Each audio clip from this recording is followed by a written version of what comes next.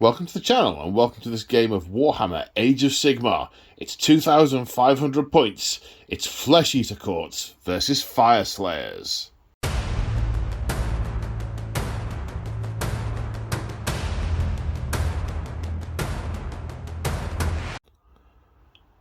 I am super excited for this game today for a couple of reasons. One, it's a bit of a random impromptu game. This was not in my filming schedule. Events just twisted and turned like a twisty-turny thing, and we've ended up filming a one-off game. So yes, Fyreslayers versus Flesh Eater Courts, and the main reason I'm excited, it is the first time I get to use my Fyreslayers. So my Fyreslayer army has been painted by March of War painting studios, and they look gorgeous, and it's my first time filming with them on the channel, and I am so looking forward to playing with my angry Dwarden.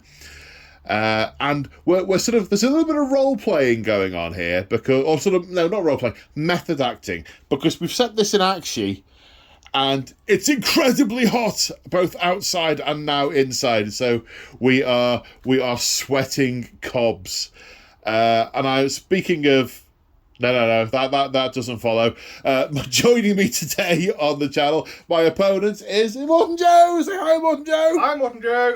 And you are bringing your Flesh Eater Courts. That's the one. Now, your Flesh Eater Courts have a bit of a reputation, don't they? A little bit. Those of us who are local to Nottingham get together quite a bit, and we play a lot of games. And your Flesh Eater Courts, yeah, they've got a penchant for doing a lot of damage. The Terrorgeist in particular.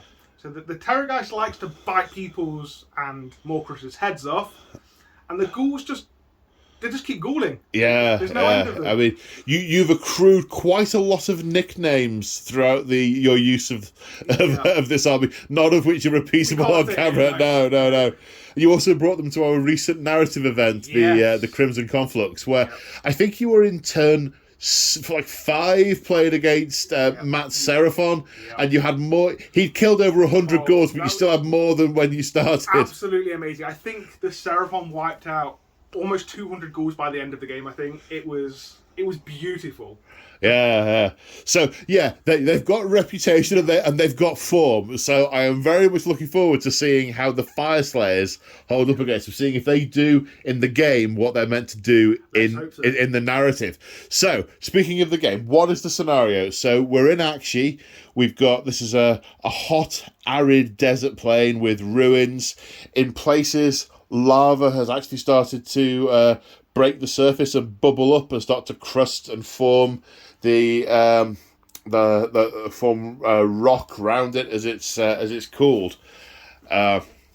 Incredibly arid. Look, dead trees, and rubber tree plants that are both meant to look like rubber tree plants and are rubber fake plants. I digress. So, the story today.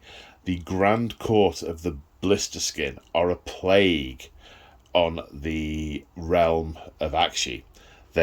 What's the story behind the Blisterskin? They fly too close to the sun and burn. Yes, so a lot of them, because they occupy Akshi, and it is the realm of fire.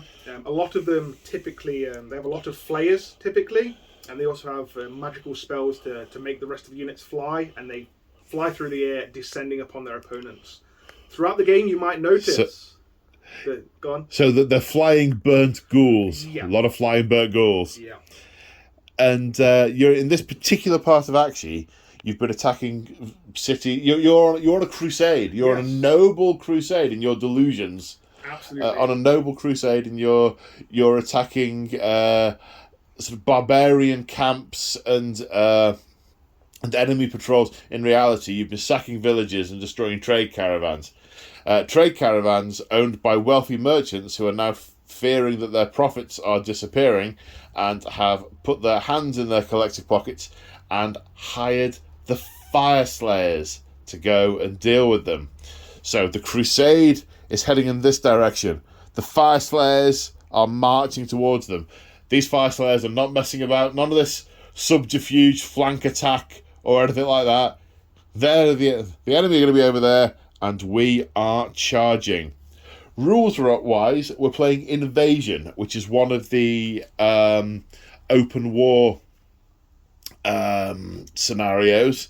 It's going to be table quarters for the territories. The Flesh Eaters are going to be up there. The Fyreslayers are going to be down here. We place one objective in each territory.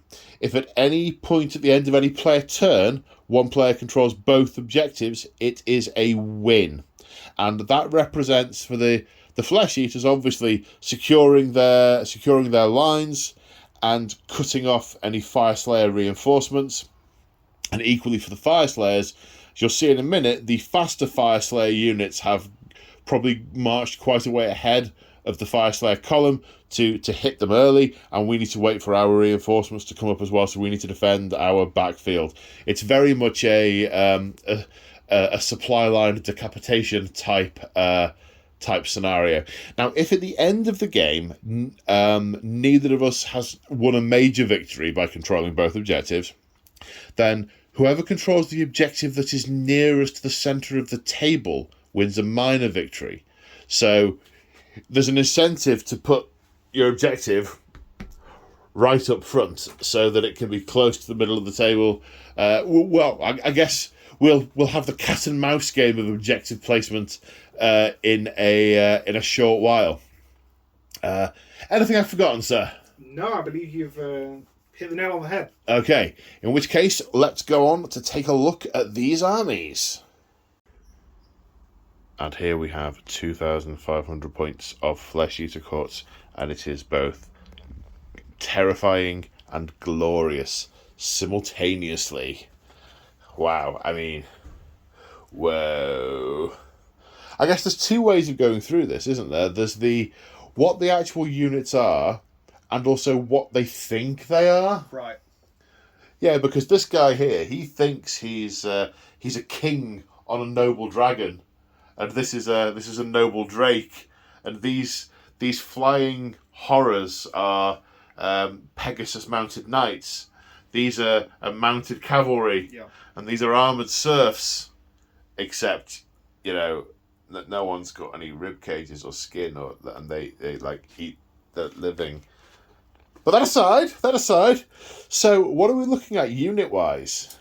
So unit wise. We have. Let's go left to right. Right, so that is a unit of 20 ghouls. Right. Oh, is that the small? Is that the size Smallest they come is in? 10. Ah, right. So yep. So there's nice. Yep. So there's 4 of those, and each one of them is led by a ghoul courtier, a lieutenant of sorts. And is that a hero that is, or is that the unit leader? That is a hero. Ah, right. Okay. So one thing with the Flesh Eaters, they're all set out into their units. So you have your serfs, the ghouls, and then you have the horrors over here, the knights. Each unit has a unit courtier. So you have the ghoul courtier here, and then you have the horror courtier here. They lead their units, and they also have an ability where they can muster their allies. So during the hero phase, they roll 6 dice, and for each 2+, they can bring a ghoul back, or muster another ghoul, and the horror courtier can do that also, but on 5s he can bring back a horror. So he rolls 6 dice, and every 5+ brings one of those back. Correct. Yeah, I can see why people hate you. I mean, I can see why. I can see that being demoralising. Yeah. If the dice spike, absolutely. And I can also see it being very narrative, because in the background, these are numberless hordes of that have crawled up from under the sands and out of the rocks, and they are so fueled by the delusion that they will fight through skin and bone to get to where they need to be. Fueled by delusion. I want that on a t-shirt. I think that could be my strapline for life.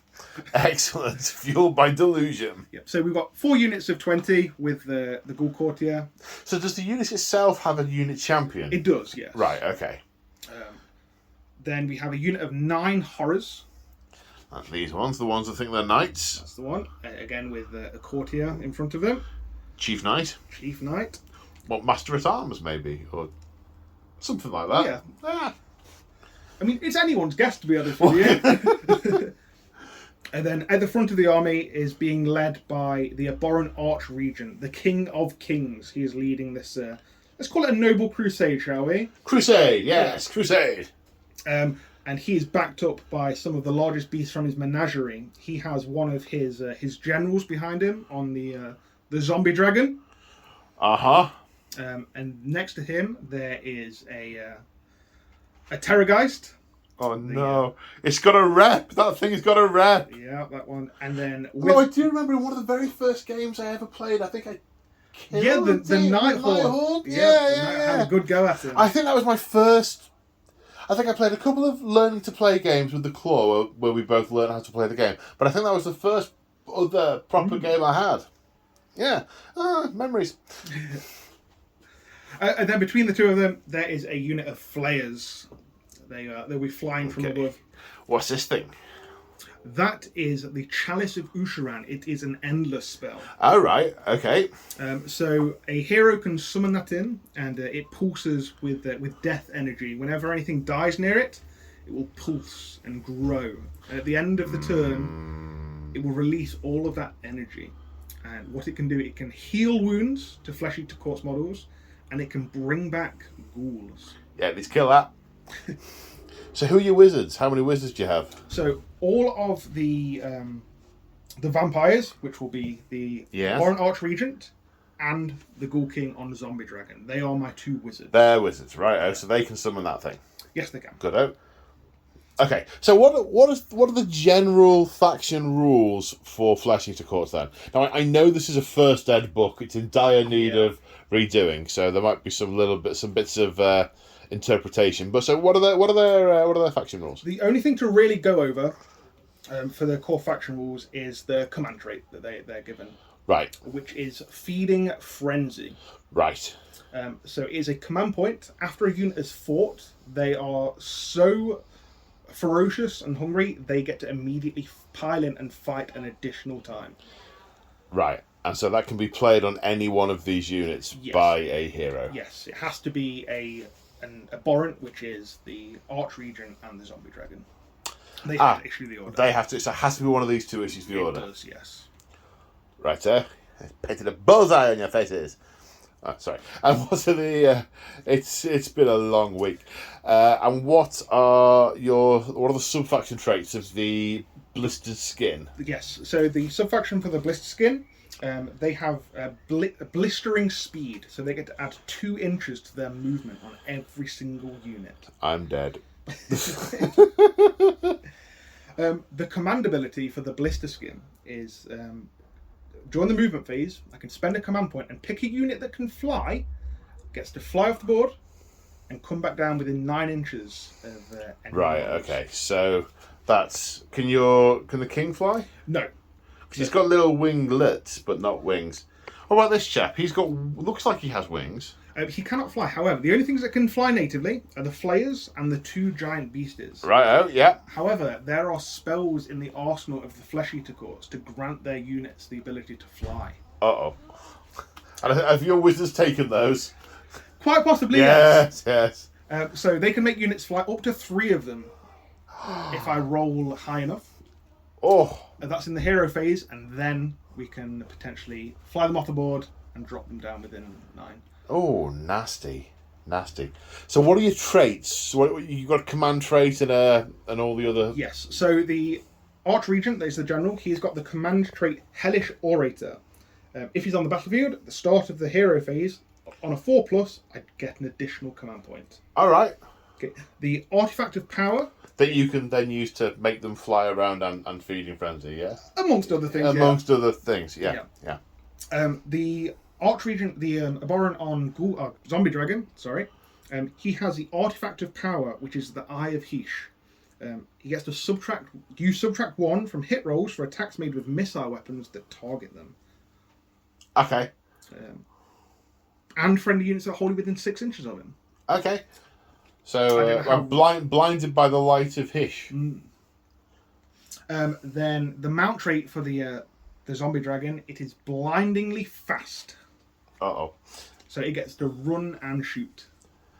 Ooh, can it run and charge? I have a spell that can allow it to run and charge. But that ability Not doesn't give it to that. Right, okay. Yes. Whoa. This is... they look awesome. This really looks the part. I am so looking forward to this. So looking forward to seeing how my Dwarden do. Looking forward to seeing the dwarves. Yeah. That blob is... that. How many wounds are they each? They're 4 wounds each. What save are they? 5+. 5+, okay. And with a 6... Everything in the army has a 6+ ward. Yeah. Standard death. No, Yeah. precisely. Okay. Right then. Oh, let's take a look at the Fyreslayers. And here we have a little over 2,500 points of Fyreslayers. As I mentioned earlier, this army has been beautifully commission painted by March of War Painting Studios, the channel's official painting studio. I'm definitely going to do an army overview of these at some point, but today is not that day. They're just so glorious. I mean, look at them. They're just so pretty. Massive shout out and thank you to James from March of War for the painting of the army. They just look so cool. Anyway, right, I'll stop drooling.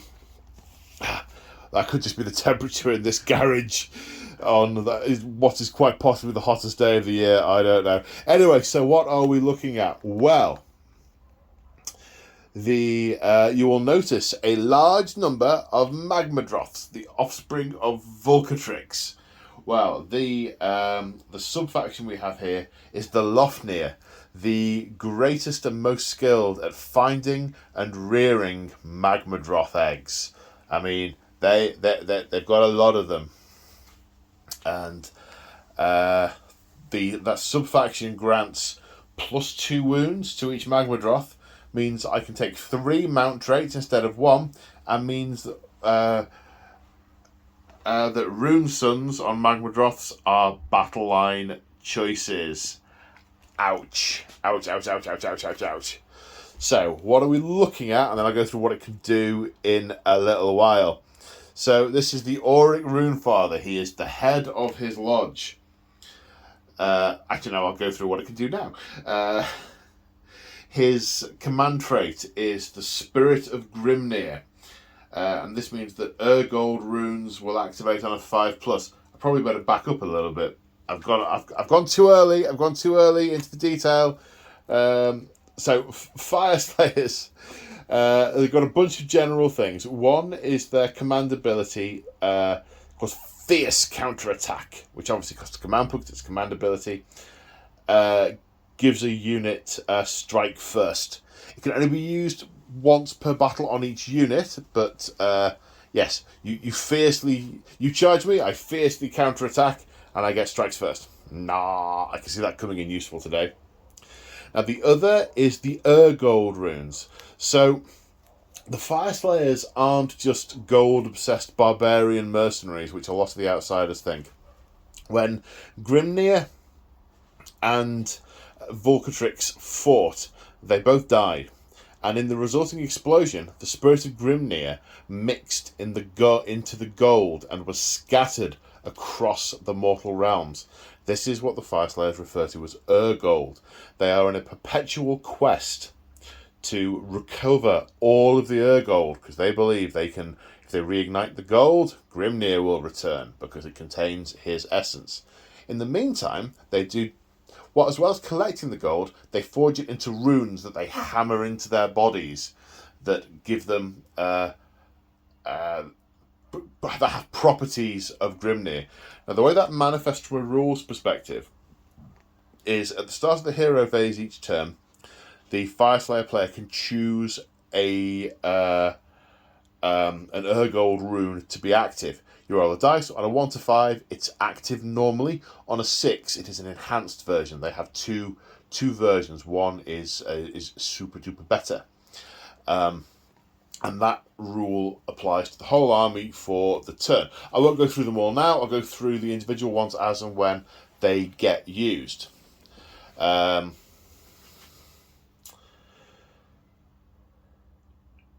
The other thing to mention is that there is a heroic action that is available to the heroes on this in this army, called Blaze of Fury, which in a sense makes their runes count as enhanced for that turn, which will give them both the buffs rather than just the one. So now jumping back in, so yes, the Rune Father, as well as the stuff he has on his card, which includes, the Magmadroth can breathe fire, and that Lodge key is just a massive long stick of death. His command trait is the Spirit of Grimnir. That means when I roll each turn for the gold runes, they will be enhanced on a 5+ rather than just on a 6+. His Magmadroth mount is a coal-hearted ancient and reduces incoming damage from attacks by 1 to a minimum of 1. Then to his right we have a Rune Smiter, a Fyreslayer priest. He has an artifact of the Forge Temple, which is the Droth Helm, believed to have been worn by the first Duardin to have tamed a Magmadroth. All Magmadroth units that are wholly within 12 inches of him will gain +1 to wound with the Teeth and Claws ability of the Magmadroth mounts. He also has a prayer that I've neglected to write down. Drat, I'll remember the name later, but it's cast on a Magmadroth. I've gone full Magmadroth. I wasn't going to get the chance in the upcoming campaign I'm going to film to use lots of Magmadroths, so Joe and I had a chat before and agreed we should go full Magmadroth today. All the Magmadroths. So he's taken the Magmadroth prayer, which you cast on you play on a Magmadroth, and it uses its top row for damage rather than whatever its current row is with its degradation. We also have next to him an invocation, which a minute ago, Joe, when I went and wrote more things down on this bit of paper, Yep. one of the names I meant to write on the bit of paper was the name of this invocation. Yeah. Okay. So it's a big nasty fire monster that comes up out of the ground and runs around the battlefield, and does mortal wounds to anything that isn't a Fyreslayer near it. We'll handle the specifics when it comes into play. Molten Infernoth. A Molten Infernoth. Thank you, sir. Much appreciated. You roll 12 dice for anything it's near, and on 6s it does mortal wounds, unless you rolled a double to move it, in which case it's more. It's super nice. It's super nice, and I don't think the Flesh Eater Courts have any priests that can get rid of it. So once it's here, it's here. It's unless it runs off the battlefield, it's here. I've got a feeling that he's probably not going to run off the battlefield. Yeah. So the rest of what we have a unit of Volkite Berserkers with sling shields. So when they charge in, they get to throw their shields and do mortal wounds at the enemy. But they're not. They're a slightly more defensive battle line unit. There is also another unit over here that is the same. A huge amount of variation in the units of the Fyreslayers, just as there are with the Flesh Eater Courts. Yeah. You got a few specials, and you got ghouls and more ghouls. Got ghouls and bigger ghouls and ghouls with wings. Then here we have a unit of 20 Volkite Berserkers. These have got 2 axes, so they get more choppy attacks, but their save is not as good. Then we have a unit of 10 Hearthguard Berserkers. These are the sort of like the personal guard, the elite of the Lodge Master, the Auric Rune Master. But he's in a Magmadroth, so they can't really do much to him, so they'll be defending the other heroes on the board to an extent. They get bonuses when they're near a hero because they're defending them. Speaking of the other heroes, there is the Battlesmith. He is the storyteller of the lodge. Units near him get a ward save, and if he issues the rally command, models come back on a 4+ rather than a 6+. So he's super good at keeping units at fighting strength. Then we have the Auric Flamekeeper. He follows the whenever a Fyreslayer dies close to him, he captures the flame of their spirit and builds up the spirit energy, which he then channels back into the remaining Fyreslayers. So basically, you keep a track of how many models that have died, but I guess to a certain point, he can put out an ability on models nearby, which we'll come to as and when it happens. And last, but by no means least, we have 2 Rune Sons. So these are potentially the inheritors of the Lodge when he dies. They may not be. Neither of them have any traits of their own. However, their mounts. Magmadroth. This Magmadroth is a young blood, which means that if he uses the Stomp Monstrous Rampage, does an additional 3 mortal wounds. This is a mature adult, a lava-tongued adult. If he uses his Roaring Firestream attack, which is based on the number of models in the target unit, if the number of models is less than 5, it counts as 5.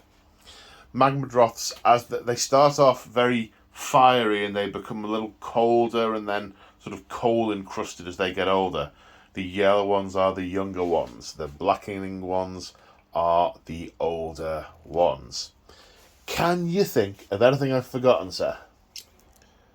No, I cannot. Okay, well, if we've forgotten it, maybe we'll remember it, maybe we won't. Yep. Okay, let's go on to deployment. And here we are after deployment, and it is a glorious and terrifying sight.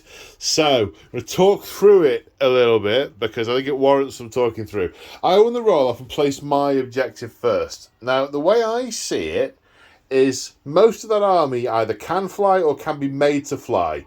And if I'm heading over there, and I've got a backfield objective over here, then what's going to happen is half my army is going to go that way, then all the elites from that army will get up and appear over here, take my objective before I've got to that one, and I lose.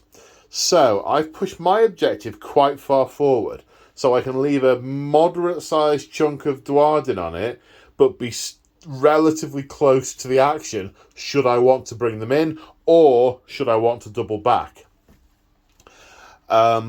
The objectives for both of us, the narrative for both of us, is effectively that we're trying to smash the enemy and cut off their lines of reinforcement. There will be other lines of mounted cavalry back here, aka horrors and things.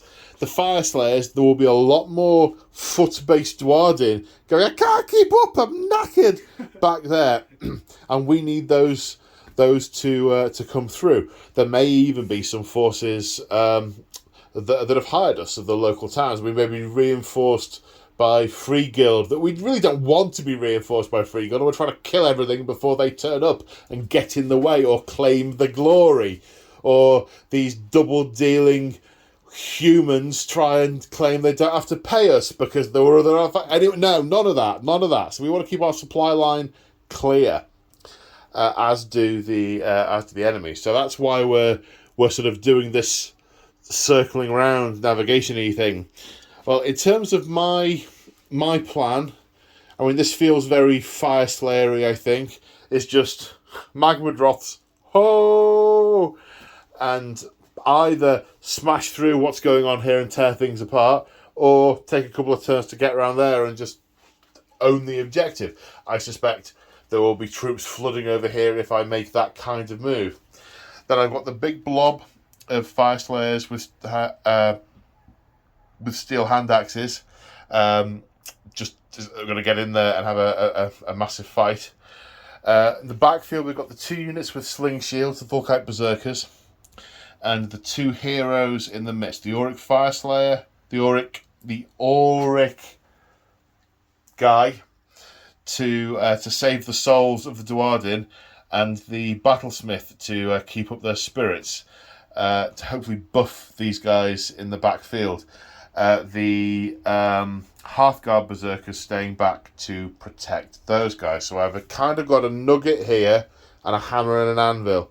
But no plan survives contact with the enemy, so who knows what's actually going to happen. Speaking of the enemy, Joe, talk me through your deployment, sir. On the front lines, we have got we've got the fresh meat. We've got the pikemen with the ghoulies.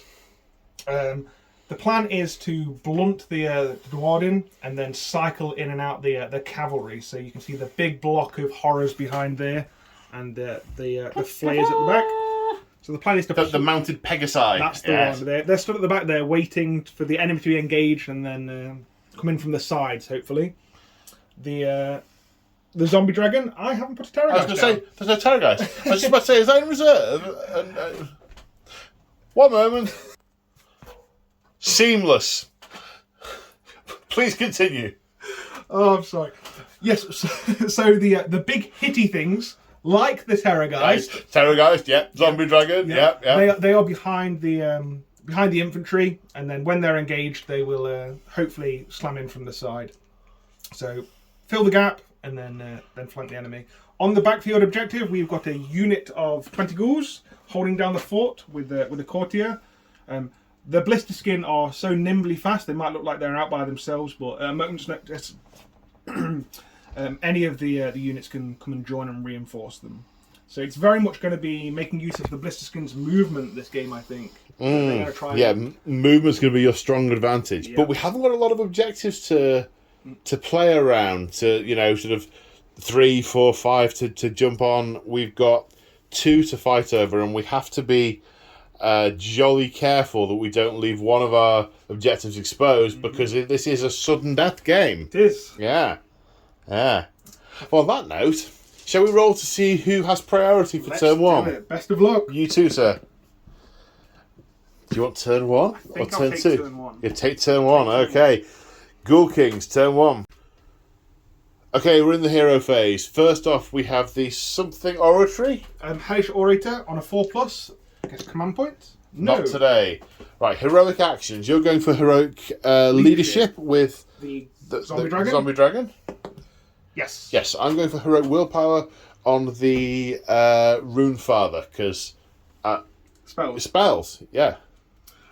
Speaking of spells, yep. The Archregent is going to attempt to cast Ferocious Hunger on a 6. Okay. Which goes off. What's that do then? I get to give a unit D3 extra attacks on all of its weapon profiles. Sorry. I pick a unit. Run that past me again. I pick a unit. Yes. I roll a D3. Yes. The number that I roll, I add that to the number of attacks that unit makes on each of their weapon profiles. So if they've got 2 on their weapon, and you roll, they'll get 5 attacks each. Yes. Yeah. If I picked the Terrorgeist. No, you're not. The bite, the claws, and then all the extra attacks. You see, you're now making me choose. And he's done this on purpose, folks, to make me choose whether or not I want to dispel the thingy or do the thingy. You rolled an 8 for that. I rolled an 8. I'll let it go. I'll let it go. I'm going to pick this unit here. That unit there. 2 extra attacks. 2 extra attacks, right. Then his second spell is going to attempt to cast the Chalice of Usharan. Yep. Goes off on a 6. Goes off on a 6. We're not having that. 7. No, you don't. Now none of that, lad. The Ghoul King Zombie Dragon is going to attempt to cast Malefic Hunger on a 6. Goes off on a 10. It does. What's that do then? It gives all Flesh Eater Corpse units wholly within 16 reroll wounds. Meep! Is that it? Is that everything for the hero phase? Yes, it is. It is. Okay. Oh no. Movement. So the ghouls have moved. There was a little bit of shenaniganishery. These came up here. I redeployed, rolled a 1, which isn't enough to get me over the back of that wall because it's up and it's down, so shuffled. But other than that, talk me through the rationale for your moving, sir. Okay, so the infantry at the very front, they have gone as far forward as they could to try and get within range of the Fyreslayers. Operation Pawn Sacrifice. That's the one.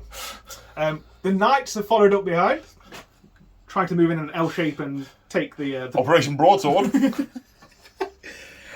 These ghouls around here, they have flanking maneuver. They only walked, didn't they? They only walked. Yeah, that's They a only lot of move. The blistering blister skin, yeah. 8-inch move on a basic infantry unit. I know.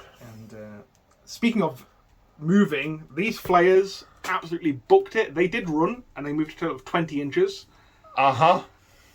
These ghouls are just shuffling up the rear, leaving... not wanting to get in the way of the Terrorgeist, which has now plugged that massive gap. Well, the king has ordered his dragon forward. Yes, absolutely. I choose to believe that these two dragons, in his mind, they are littermates from the same clutch. And this one has never taken to a mount, but always stays close to his sibling. I like it. Yes. I like it, yeah. Of course, he's absolutely off his rocker. I mean, just looking at it, he's got no skin. Don't need no skin when I can take it. Right. And then you've moved forward back here, leaving your objective open. Yeah, they were told to stay put, but the delusion, the frenzy, the scent of blood on the air driving them ever forward. I wonder how they rationalise the disobedience of the orders. I can't get in that headspace. No. The horrors, the big block of horrors, and the courtier, they have moved up in preparation to try and clean up the mess that the ghouls in front are bound to make or be made of. And that's the movement. Well, it's not quite the movement phase, is it? It's the movement, but not the movement phase. At the end of the movement phase, who does what now? So the Abhorrent Ghoul King, who generates a command point, is going to spend that command point, and he is going to summon in a Varghulf Courtier. Okay.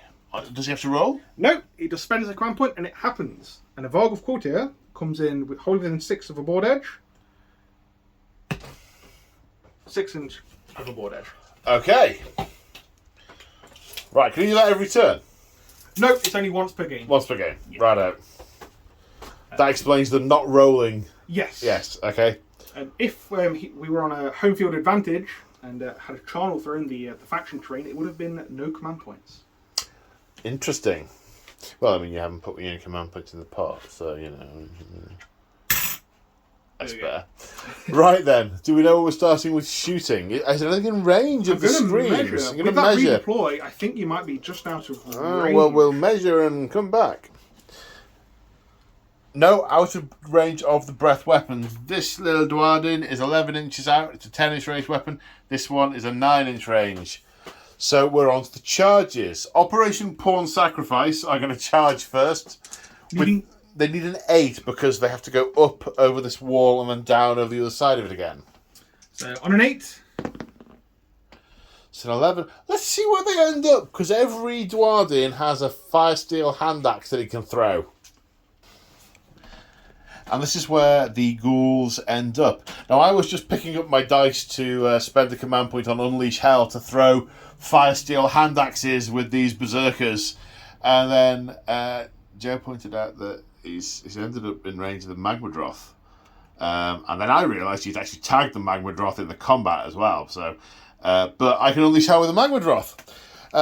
So the Roaring Fire Stream, it automatically hits, and it's 1 hit for every model in the target unit at a max of 10. So I've got 10 dice, 3s to wound. That's 3 at rend 1. So sorry, 3 misses, 7 at rend 1. So that's 7 ward saves. 7 ward saves. Yep. Is it 1 damage? 1 damage. 7 die. 7 die, and I'm going to throw. He also has a Firesteel hand axe, which I throw, and it's -1, so I miss. Yeah, we've just double checked, and actually it isn't auto hitting. I was getting my mind confuddled with something else. But what we've done, it was hitting on a 2 with the current profile of the Magmadroth. We rolled them off camera, and they still did all hit. Yeah. So we are no net change as a result.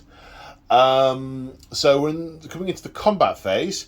I spent a command point on fierce counterattack on the Volkite Berserkers, giving them strikes first. So I'm going to get to activate them now before the ghouls get to go. Scary. Right, piling in being trickier because it being still quite slowed by the wall. Managed to get 1 extra Dwarden in here and 2 up to the wall there to be able to attack. 7 in total, 15 attacks including the champion. Hitting on 3s, wounding on 3s. Wounding on 3s. 8. No Ren, so you still get your 6-up save and then your 6-up ward. So 6s. Pass 1. 6s again. Thank you. So 6 die. Okay, 7 ghouls remaining, including the leader. With 2 attacks base. No, 2 attacks base. 2 attacks base plus 2 for the spell, yeah. And it would have been plus 1 if there were 20 or more. Correct. That's what I was getting a little bit confused. Okay, so 4 attacks per model, 29 attacks in total. Hitting on 4s, wounding on 4s. And wounding on 4s. Good rolling. Good rolling. So that is 3. 7 wounds. 7 wounds. So I have a 5+ save. When I piled in, I moved. So I'm now not wholly within range of the battlesmith, so I don't get the ward save. Only just. He's the only one, but still not wholly within. So 7 saves of 5+. I make 5 of them. Killing the one guy without a ward save. Killing the one guy without a ward save. Okay, so that happened. Then the aberrant, the Ghoul King, the General, with an 18 inches, issuing Feeding Frenzy to do it again. Another 29 attacks. Good. Hitting on 4s. Then wounding on 4s.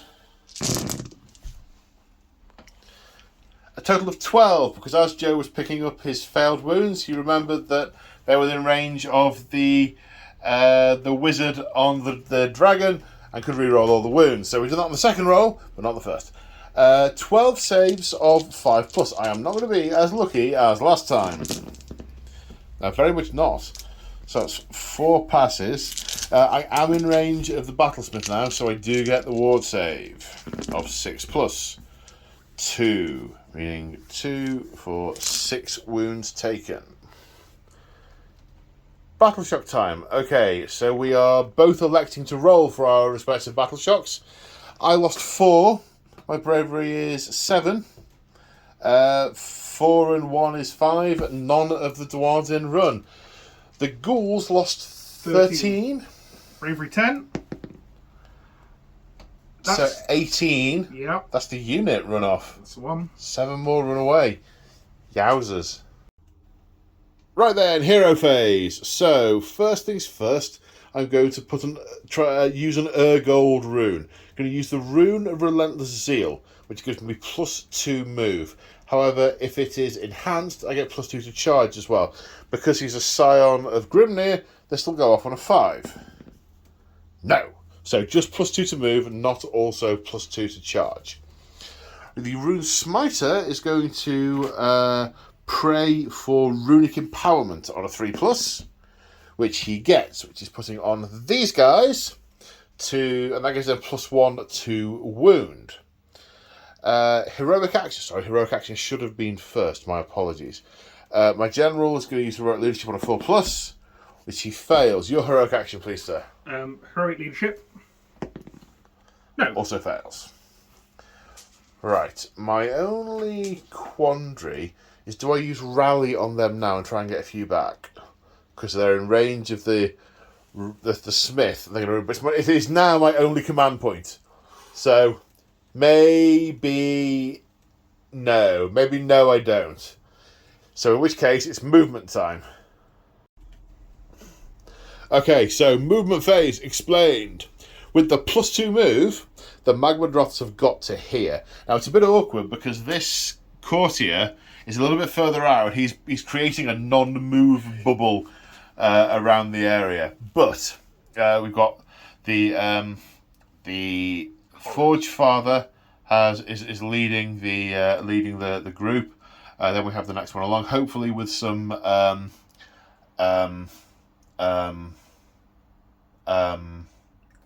forward to victories, and might be, well, one, because they've got one command point, might be able to do something there. These two at the back, ultimately they're heading for that objective, but on their way they're positioned to be able to get their Magmadroth fire down into the centre. These guys have hopped over one end of the barricade and at the other, ready to leap over and charge. And over here, they are securing their supply lines. This is obviously an old, this is a ruin, and the roads converge. What passes for roads here converge at this place, and it's important to hold from for the marching band. So we've got 32 angry Dward in there that the Flesh Eaters are going to have to get through in order to take that objective. And we're now going to try and burn some stuff over here. Yeah! Okay, so we're going to start the shooting phase then. Now, of course, the dragon, the Ghoul King on top of the dragon is carrying the Eye of Hish, which is shining in our eyes quite brightly. So we're at -1 to hit for all of this, because it affects all this. Yeah, but do the units have to be wholly within or just within? I will check. I think you said within earlier, but it's best to be confident. Oh, the actually is wholly within. Wholly within. Ah! So the horrors won't get it. The horrors won't get it. Okay, worth checking. Well, this that lad will. Okay, right. So first off, the thing we're going to do is we're going to use this Rune Sun. This is the one that's riding the mature adult, which has the lava-tongued adult is in range. You only roll 1 dice because it's one model, but the lava-tongued adult has a minimum of 5. So -1 to hit. This would normally hit on 2s, so 3s. So two wounds, wounding on 3 pluses. 2 wounds, AP -1. Rend? Sorry, Rend -1. 6 is the save. Oh. And it's been such a long time since I played 40k as well. You have a ward. I do. Is it 1 damage? Yes, 1 damage each. He takes 2 damage. Takes 2 damage, okay. Oh, I haven't got any damage dice out! Right, next Rune Sun. Now this one has a javelin. So the javelin is going to get thrown at the courtier, and the roaring fire stream is going to go into the horrors or fiends? Horrors. It's the horrors. Okay, 4+ normally, but 5+ to hit the courtier because of the Eye of Hish. No. And then 2s against the courtiers. 8 in the unit. 9 in the unit. 9 in the unit. 4, 6, 8, 9 in the unit. Hitting on 2s. Then wounding on 3s. 5 at Rend 1. 6+ saves. And then 6+ wards. 1 takes 3 damage. 1 takes 3 damage. Okay. And the Rune Smiter is going to throw his Firesteel hand axe at the courtier, and the fire stream's going into the others. The hand axe hits on a 6. Wounds on a 4. Rend of 1. 6 up save. Damage. 1. He takes. It's basically they've all got like the equivalent of like las pistols. Right. Tickles then, does it? Yeah, tickles. But another 9 2+ to hit against the horrors? Fiends. Horrors. I'm sure I will ask you that every single time until they're all dead. I.e. never! Another 5. Saves of 6 because Rend is 1. Correct. And then Ward of 6. Ooh. Another 3. So that kills 1. Kills 1. And puts 2 damage on another. Now the Auric Runefather is going to do the same. He's going to throw his Firesteel hand axe on a 5. No. That's the Eye of Hish doing its work there. And then 8 attacks this time against the fiends? Horrors. I'm not doing it on purpose. I am not doing it on purpose. And then 3 to wound. Another 5. Oh, and then 4. So, 3 more damage. Which kills 1 and puts a wound on another. Now the Volkite Berserkers are throwing their axes. 7 into the... 2 of them can see the courtier, so 2 is throwing at the courtier. The other 7 that are in range of the Corras are doing that. So 2 into the Courtier, hitting on 5s. No. And then into the Corras on 4s. 1 and then a 4. No.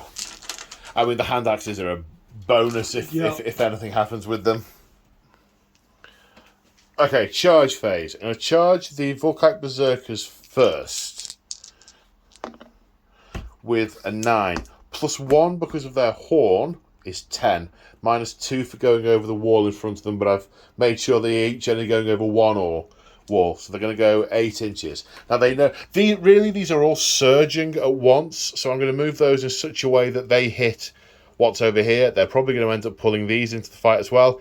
I don't really care. And the Runefather and the Rune Smiter will come up as well, we hope. So they finish their move there. A pile-in will get a lot more in, but we are this is turning into a mass pagger of death in the centre here. So they're in. Pile-ins are going to be a thing. The Auric Runefather is charging in. On a 4, he makes it in. Then the Rune Smiter on a 10 gets in. Oops! Sorry, I've knocked it over. And the Terrorgeist is unleashing hell into the Volkite Berserkers. So he's got a death scream. Yep. So I roll a d6 and add 6. So 12. Yep. Compared to your bravery of 7. So you take 5 mortal wounds. Okay. That kills 2.5. Okay, so I'm using a couple of once per battle abilities that I have to declare at the start of the combat phase. So the Volkite Berserkers are going to use the Berserk Fury. Basically, if you kill one, it gets to fight before I take it off. And the Runefather is using Lord of the Lodge. Add 1 to the attacks characteristic of all Fyreslayers wholly within 12 inches. So is it all their weapons? Melee weapons used by those units. So it's +1 attack to everything. And to answer your question, where am I starting? I'm going to start with the Auric Runefather. Yes. Okay, so starting with the Auric Runefather. +1 on all his weapons. First of all, oh yes, all-out attack with the Auric Runefather. This is a charge into the... I mean, look at what we're charging.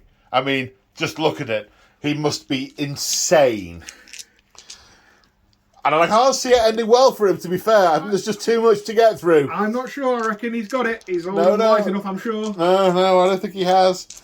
Okay, Latchkey, hitting on 2s. 5 hits. Wounding on 3s. Oh! Right, 3. 2 at -1. So 6 up save. Yep. Damage. 3 each. Ooh. 6 up ward. So you do 6 damage. Okay. Then the Blazing Maw from the Magma Droth. 3 attacks +1. Hitting on 4s to 3s because of all-out attack. 4 hits. Wounding on 2s. 2 wounds. Rend of 2. So no save. D3 damage each. 5 damage in total for your ward saves. No, 5 more damage. 5 more damage. Which kills 2. Then we have the Claws and Horns. So +1 for all-out attack, but +1 because they're within range of the hat. So 7 attacks, 2s and 2s. Oh!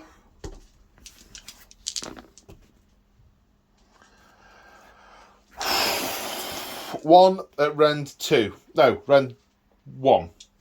6 up save. 2 damage. 2 damage.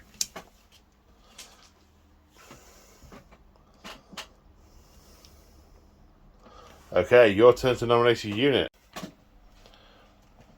Okay, so we have 2 going into each. Is the Magma Droths? Yes. The champion goes into the Rune Smiter. Is that the one you're doing first? Yep, we'll do that one first. So it's hitting on 4s, re-rolling everything, so they're trying to impress the king. Okay. So 4s. Rolling. So 5. And then 3s to wound, re-rolling because of the spell. Yep. 6s do extra damage. So that is 4 saves at 2 damage, 1 save at 3 now. Any rend? No rend. Right, so the 1 at 3, I pass on a 4+, and 4 more, was it? Yep. 4 pluses. Failed 2. 2 damage each, 4 damage taken. And then do you do magma blood back or something like that? Oh yes, on a 4+, these do mortal wounds back. Thank you. Volcanic blood. No.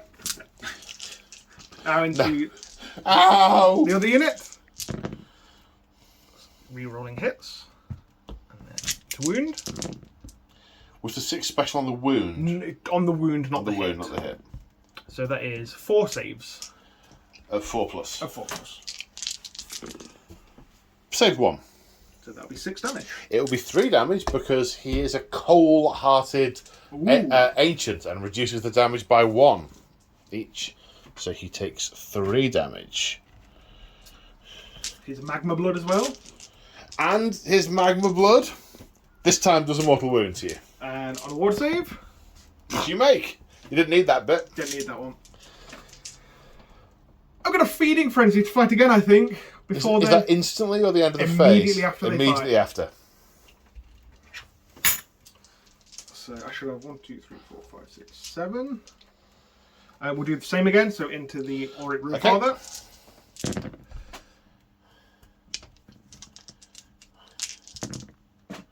So that's 4 hits. Wounding on 3s, re-rolling. Oh, that's a drop dice. So 3 wounds. So 3 wounds, 3 saves of 4+. Pass 2. 2 damage goes through. 1 lava, 1 ward. Nope. Oh, okay, so he's taken 6 damage. And then the other unit, or onto the other unit, I should say. So as many hits and a wound. So that is 4 at 1 damage, and then 1 at 2 damage. 2 damage, yeah, okay. So 4 pluses on the 4. Yep, 1 of those gets through, and then on the one that was 3 down to 2. No, so that's 3 damage taken in total, 4 magmas, 2 mortal wounds. And ward save. Yep, so that kills this chap. Okay. Okay, so I've activated the Volkite Berserkers and piled them forward. They're engaged. I think they're engaging 5 units at the moment across the board. So the slapping back is going to be quite substantially slapping, but they are Fyreslayers and they don't care. This is all for blood and gold. So there are 3 into the... They're not called fiends. Horrors. There are 3 into the horrors, so let's do those first. Right, 2 attacks base, +1 for charging, and +1 for the Lord of the Lodge ability that the guy had, the Rune Father, the guy. Hitting on 3s, wounding on +1 because of the, because of, what was it called? It was called Runic Empowerment. Anyway, hitting on 3s. Whoa. 6. And wounding on 2s. So that's 5, 8. 8 saves, no rend. 5+ saves on horrors. Not bad going. Not bad going. 6+ ward. 4 wounds. Should kill 1. Kills 1. And then it's 3 into the Terrorgeist. The unit champion standing nose to nose with the Terrorgeist, screaming back at it. 12 attacks, 3s to hit. Then 2s to wound. 7 saves for the Terrorgeist of 4+? Yeah, 4+. Didn't matter. 5 wounds, 6 wards. Correct. Takes 4 wounds. Then there's 1 guy into that courtier. Hits twice. Wounds twice. Saves once. Doesn't ward save. Takes a wound. And the Terrorgeist is fighting next with his bone club. The courtier. The court. Sorry, yeah. I mean, we just went through all this for the last like 2 minutes, and my brain reset to 0 the second I picked up the camera. So the courtier. I did think it was weird. We just said that the Terrorgeist had a club. It's like, why has the Terrorgeist got a club? He's probably got a club somewhere stuck in him. That makes no sense. So the courtier with his bone club. So hitting on 3s. 3 hits. Wounding on 3s.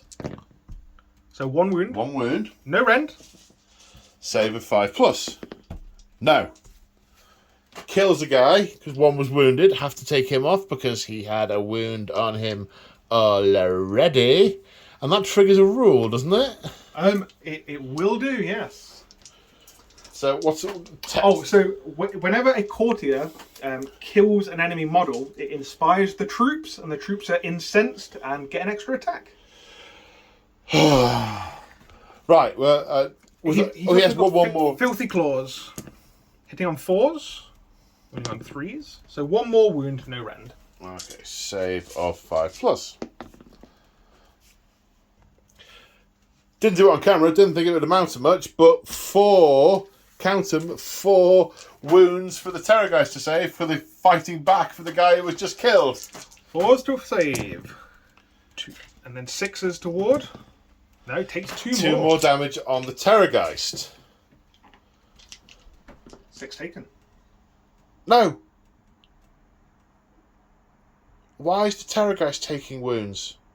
Because you were attacking the Terrorgeist. Oh, right. Yes. I was just thinking, the Terrorgeist didn't just fight me. What's going... it makes sense now. It's okay. Okay, so now I'm fighting with the Auric Runesmiter on Magmadroth.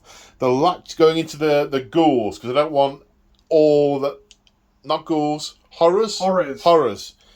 Right, 2 attacks with the latch key, hitting on 4s.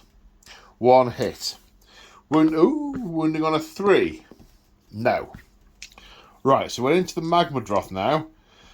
3 attacks with the Blazing Maw, but +1... Oh, no, I should have had an extra attack with the latch key, which missed. So there are 4 attacks with the Blazing Maw, hitting on 4s. 2. Wounding on 2s. Yes, -2 D3 damage. For 2 damage. 6 upwards. 2 damage taken.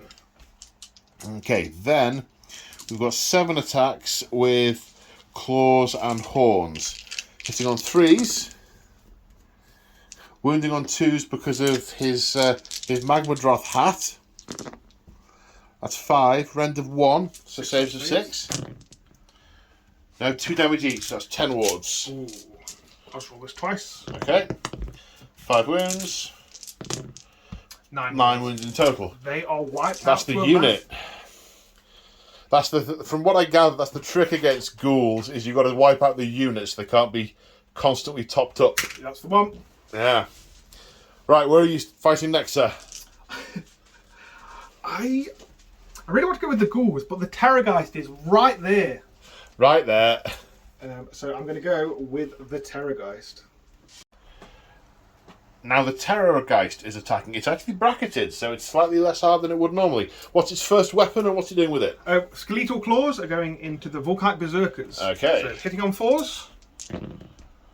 And wounding on... Does he get any of the rerolls from anything? Reroll to wound. Okay. Wounding on... 3s. So rerolling. So that is 2 wounds at rend 1. 2 wounds, 2 attacks at round 1. 2 saves. 2 saves at round 1. Saves of 6. No. D3 damage? damage. Right, okay. 6 damage. 6 damage, okay. So that's going to kill the 3 berserkers who are next to him, who will all now fight. So it rolled those off camera. It's... Did I say 5? 4. 5 saves on the Terrorgeist and 1 on the Courtier. Yep, so on the Terrorgeist for 4s. 2 go through. Ward save. So 2 go through. And then the Courtier. Passes. Passes, yeah. Now the bite attack. The bite attack. So 4s to hit, but 6s do mortal wounds. Yeah. So that is 6 mortal wounds. Yep. And a hit. Yep. Wounding on a 3. Doesn't wound. So reroll wounds. Reroll wounds, thank you. It wounds. Rend 2. Goes through. D6 damage. So that is 11 total. 11 total, okay. And they could have fought back, but they had no valid targets. Right, where are you going next? We will pile in with the ghouls. Piling in with the ghouls. Now, the ghouls 4 attacks each because they've been inspired and because there's more than 20 of them. Yep, so 4 to hit. And 4s to wound. Is it going to get the reroll to wound? Ooh, let's do a measure. It is. It is. Okay. So it's 4 to wound, rerolling.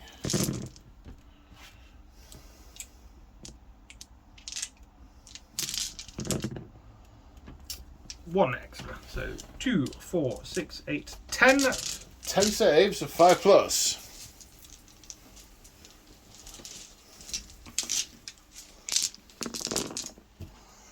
One.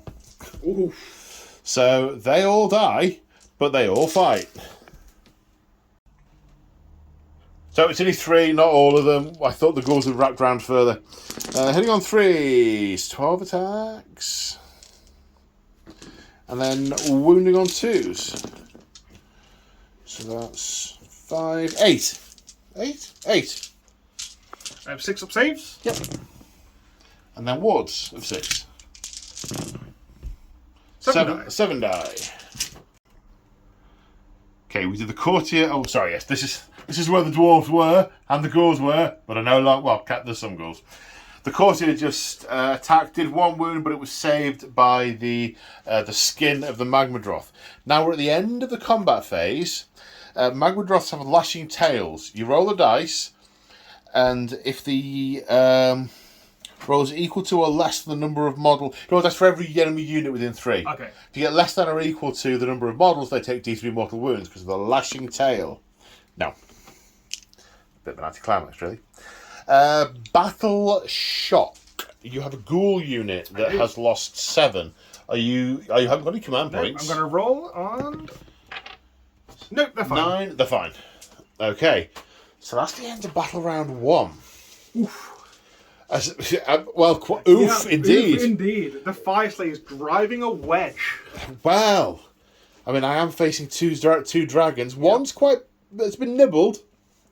But you have just taken out 350 points worth of Fyreslayers, though. So, interesting. Right, should we see who has priority for battle round 2?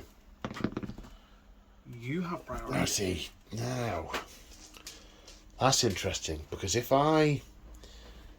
can I do with the Fyreslayers? He's only got 1 wound left, hasn't he? He does. Now, if I leave him there and it's your turn, then he'll definitely be free for my turn, because he ain't going to survive that.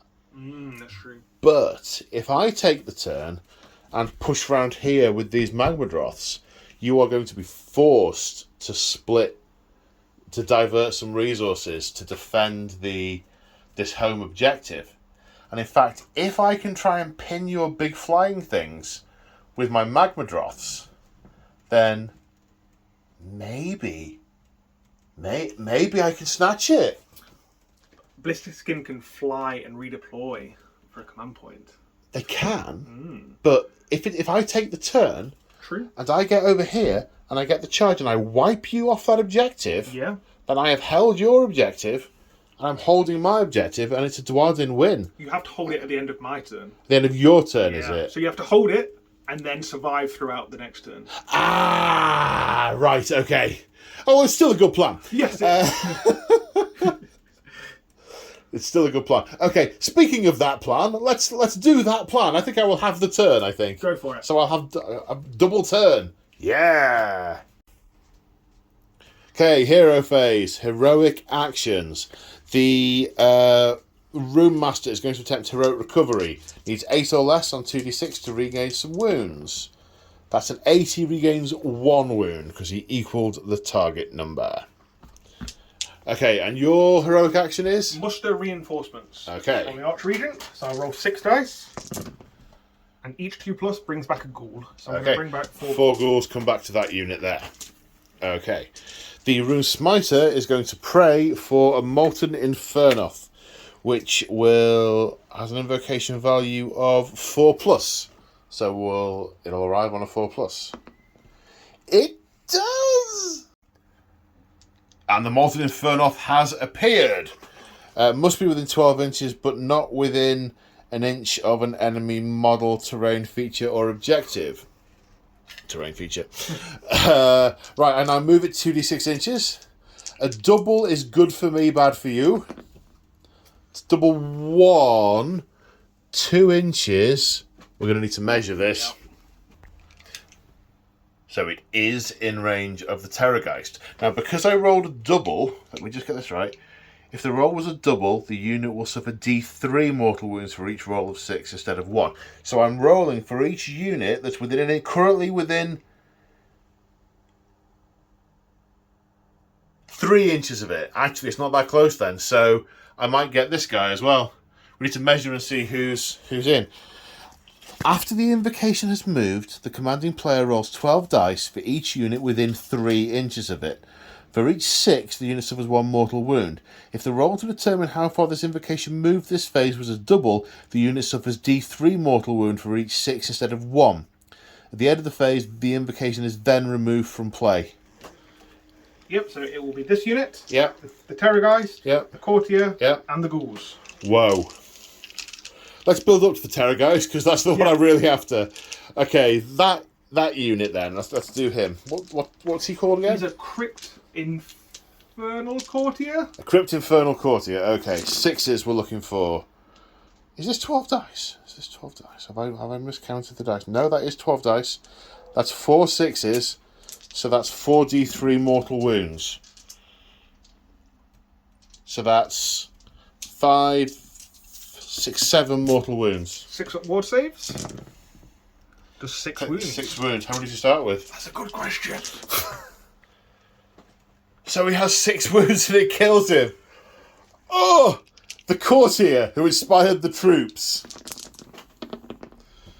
3 6s takes 3, 4, 5 mortal wounds. He's also toast. The ghouls that have just been called back. 1 6. 3 of them take ward saves. 2 die. Then the Terrorgeist. It's the big one. It's the big one. 2. How many wounds does he have left? 6. 6. Okay, so I want big money. That's not big. 4 mortal wounds. 4 damage. 4 damage, so he's got 2 more to get through. Interesting. Good lad. And then he goes away. I can summon him back again later. I'll be back, he says. He was only 40 points. 40? 40 points. That seems undercosted. No, it's good. So that happened. The other thing that I did discuss, there was lots of things that have to happen at the start of the phase. We discussed with Joe. I'm using the rune of fiery determination. So it'll activate on it activates, but on a 5 it'll be enhanced. No. So every Dwarden has a 6+ ward. Right. What I now need to try and do, if I can, this is the holy grail. This, if I can cap the that Courtier in the shooting phase, then I'm free to charge off with him. If I can cap the Terrorgeist without it being able to unleash hell on me, I'm happy, basically. That's yes, happiness. Movement. And we've moved. Sticking with plan A, which was barrel into them, and these 2 guys go around the side. So plan A. I mean, it sucks to be these guys, because, you know, that... Right then. So... first things first, dead easy. I'm going to do the attacks from this Magmadroth into the Courtier and the Rune Smiter. So the Rune Smiter has a Fire Steel throwing axe, which misses, and the Magmadroth will still hit on a 2 because of the amount of wounds, with 1 attack, because he's not bracketed. So still Roaring Fire Stream is a 2. So that's a hit. Saving winning on a 3+. No. So he's going to stay there at least until the monstrous rampages have been done. Right, other shoots. Other shoots. Right, the... you see, he can't see past the throw. I've been down to eye level here, and whilst up here it looks like he might be able to throw a spear, he really can't without taking the mickey. So what's going to happen over here? We're going to do this guy's Roaring Fire Stream in first and throwing the javelin.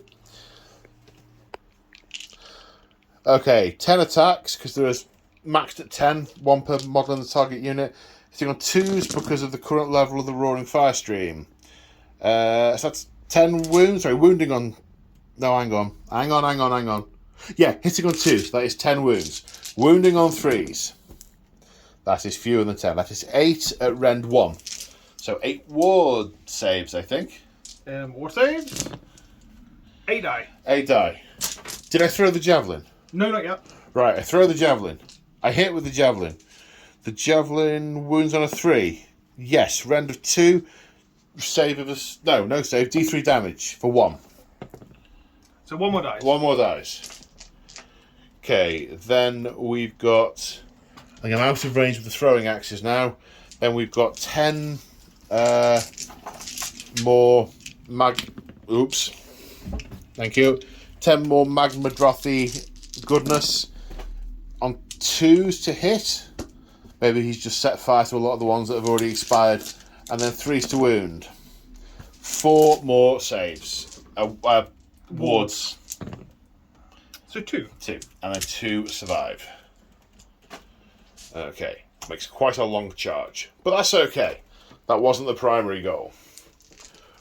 Right. The Auric Rune Father will throw his Firesteel throwing axe at the Terrorgeist right in the bonce. Hits. Doesn't wound. It's stuck in a vertebrae or something that it just doesn't need. And barbecue 10 ghouls, in theory. Now misses 4 times. Wounds on 3s. 4 saves. Or 4 wards, I should say. 4 wards. Barbecue 4 ghouls.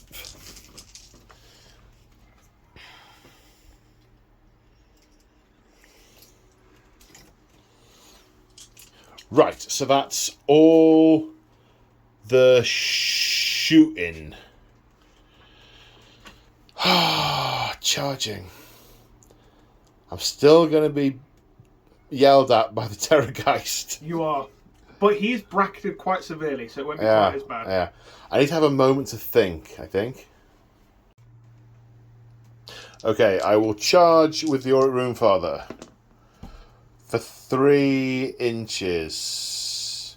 I'm going to forward to victory that, because I want that to be further. For 10 inches.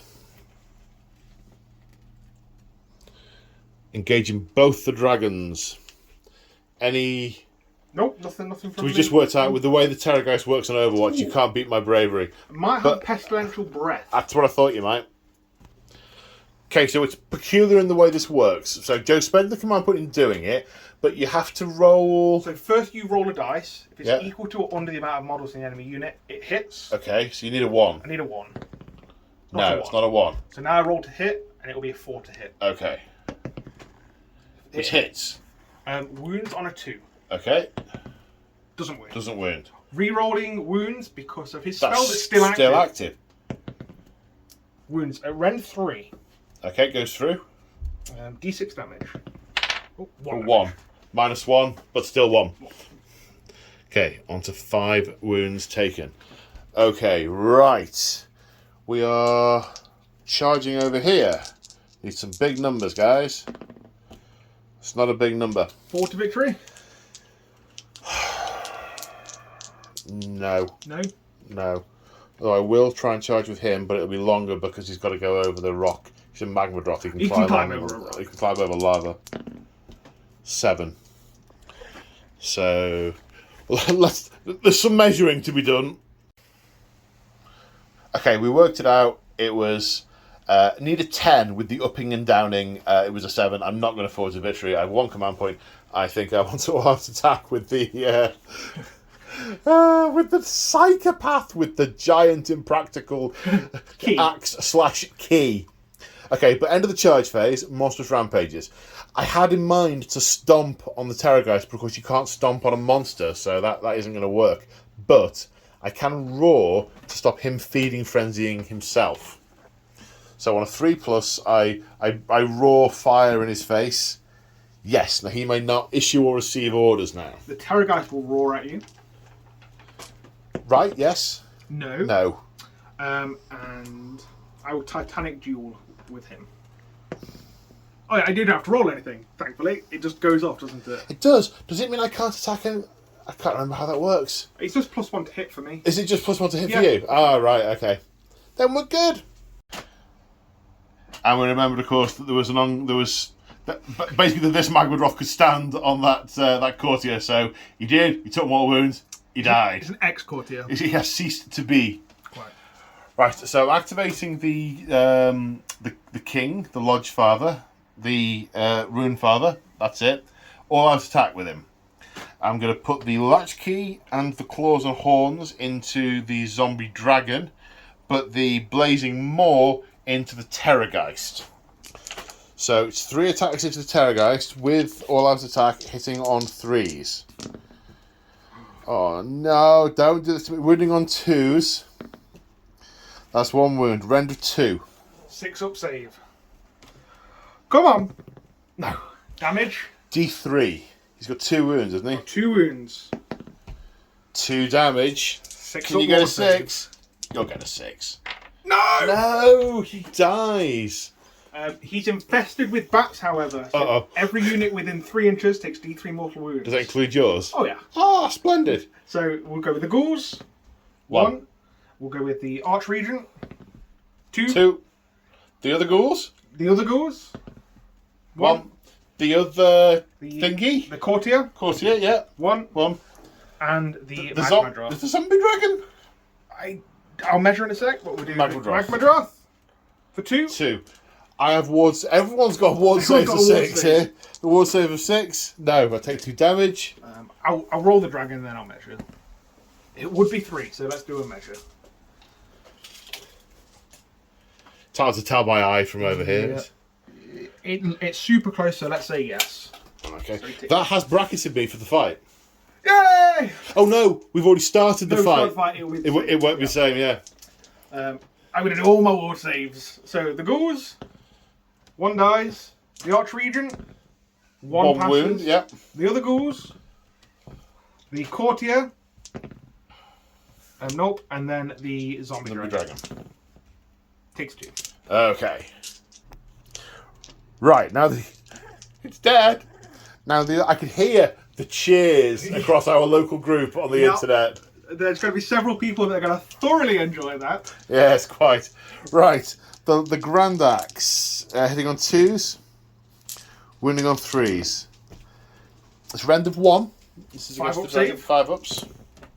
So 3 go through. 3 damage each. 9 damage. Ow! It's a Grand Axe. Well, it's a weird combination of a key and a toothpick. That's 9 damage. Okay. I'm now starting to feel a little guilty. Is this how you feel all the time? Guilty. I think so. Although the guilt only sets in when my opponent starts crying. Okay, got it. Right, the Claws and Horns hitting on 2s, wounding on 2s. 5 hits. 5 wounds, rend of 1. 5 up saves.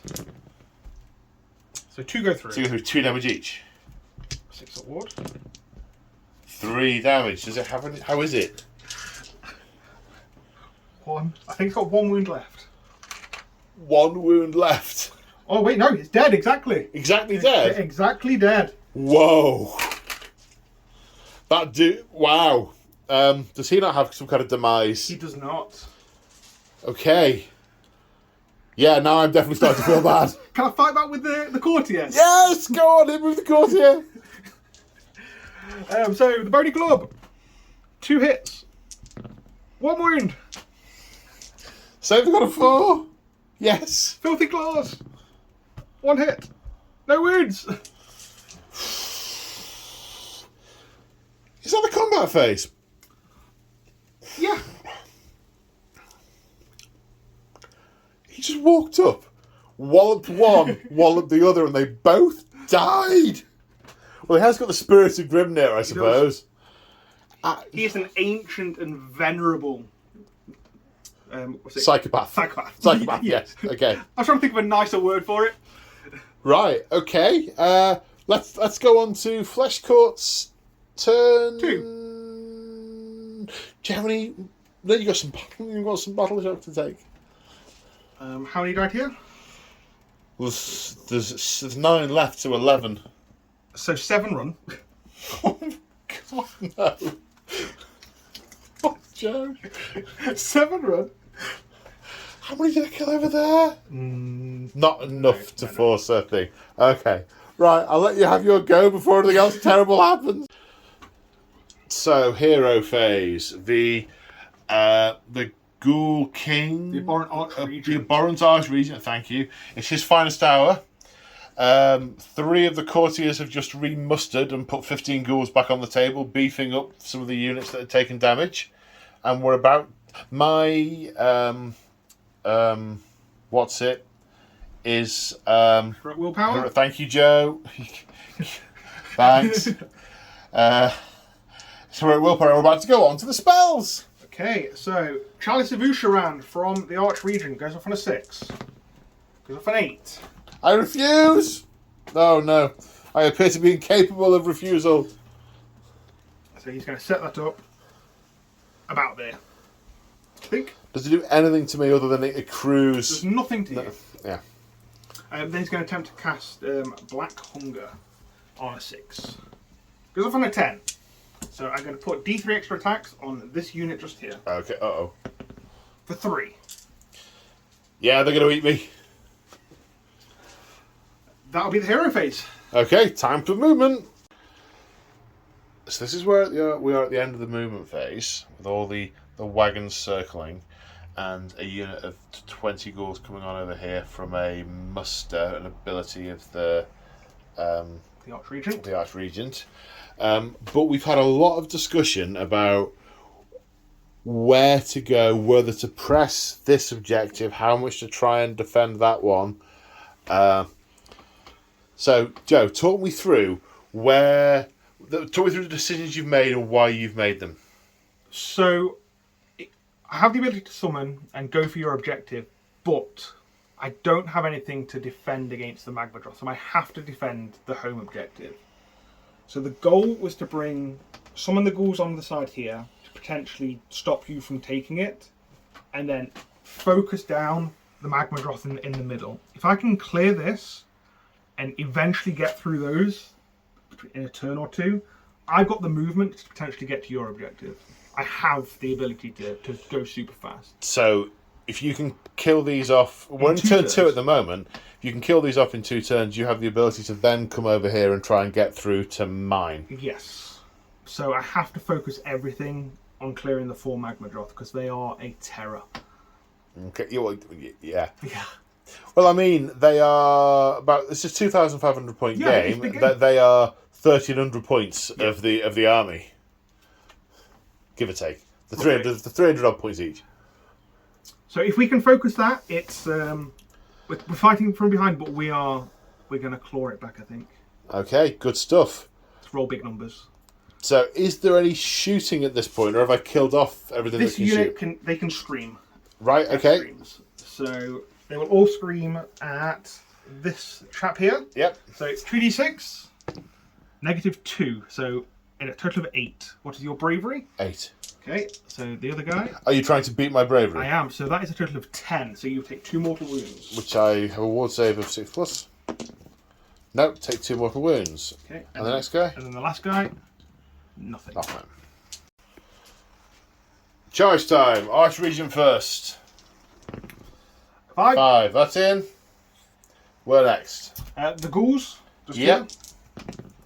5. They're in. That'll be in. These ghouls. Yep. 3. They'll just get in. They have to be more than 3 inches away, so 3 can't do it. They can't end the move within 3 they're just outside inches. of 3. They roll 3.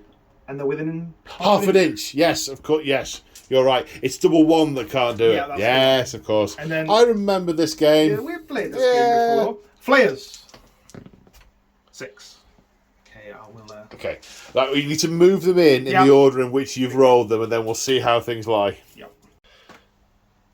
So this is what it looks like at the end of the charges. The Magmadroth being dragged down from all sides. I see him on his haunches with the Dwarden just astride him, swinging the axe. Yeah. And massive clutches of ghouls flying left, right, and centre. A couple of monstrous rampages before that happens. It's like Sauron with his maesters. It's exactly what I was thinking. Yeah. Okay, so this Magmadroth's going to stomp on a 2+ for D3 for 1. I could have done them with that, but the other way around, really. Nope. Okay, so a mortal wound, a wound taken over thither. And the Rune Father is going to roar at the Archregent. Yes, locks him up. He cannot issue or receive orders. Right, Joe's busy prepping dice, and the reason he's doing that is because these ghouls have activated and are all in range. They got the bar 2, so there's 18 in range. They got the spell on them early for an extra D3 attacks, plus there's more than 20, which gives them an extra attack. They have 6 attacks each, and there are 18 of them. So we're very much going to come back to you when we have some saves to roll, because, you know, dice buckets and such. So 108 attacks. I have got 32 saves to take. I all-out defense. These are saving on 6s. Come on, brain. 3s.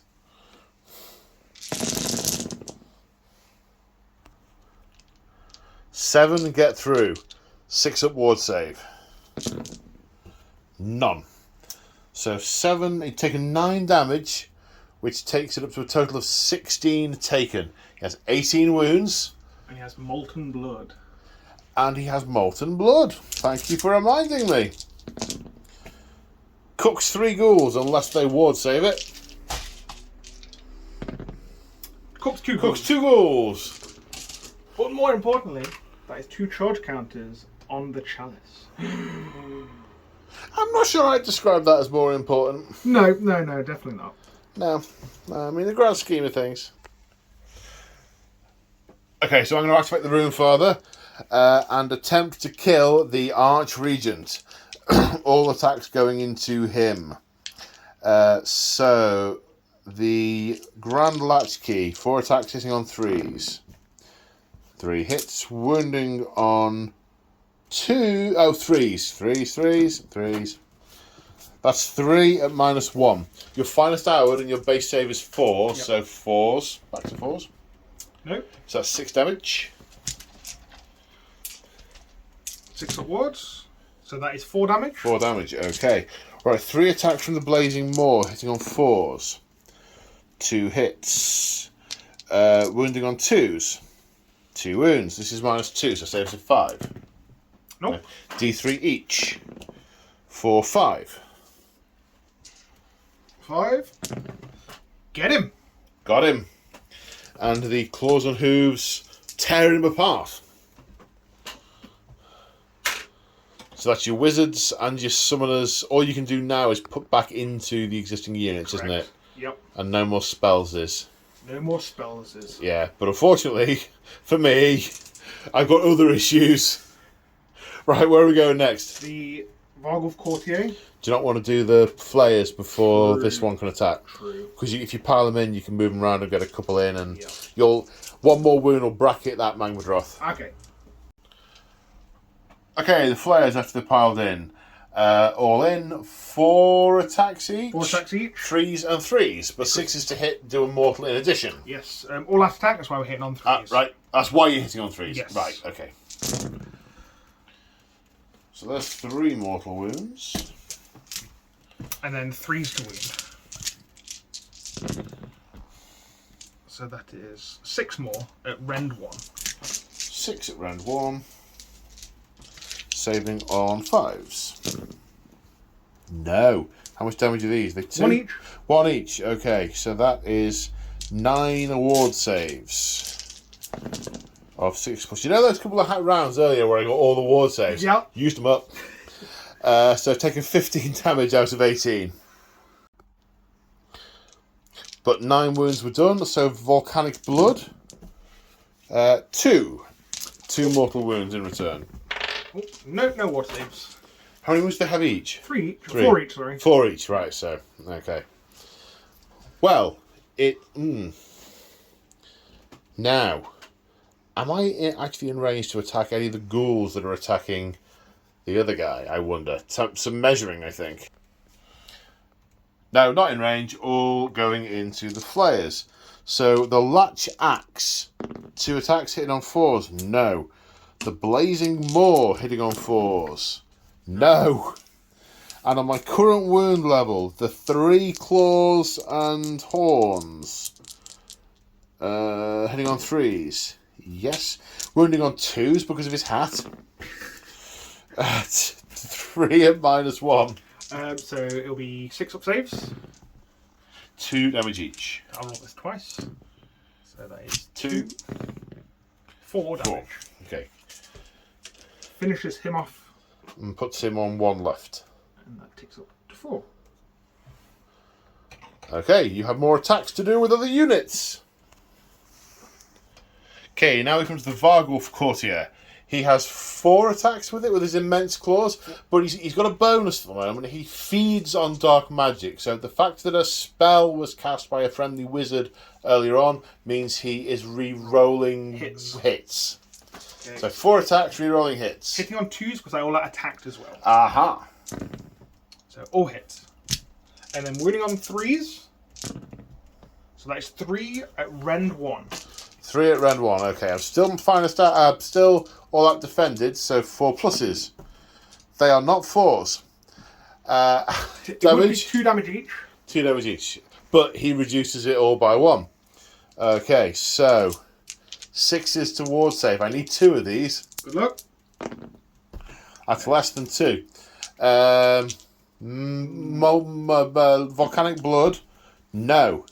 But the Magmadroth drops to his haunches, and the Lord slumps in his chair, and the ghouls hopefully move on.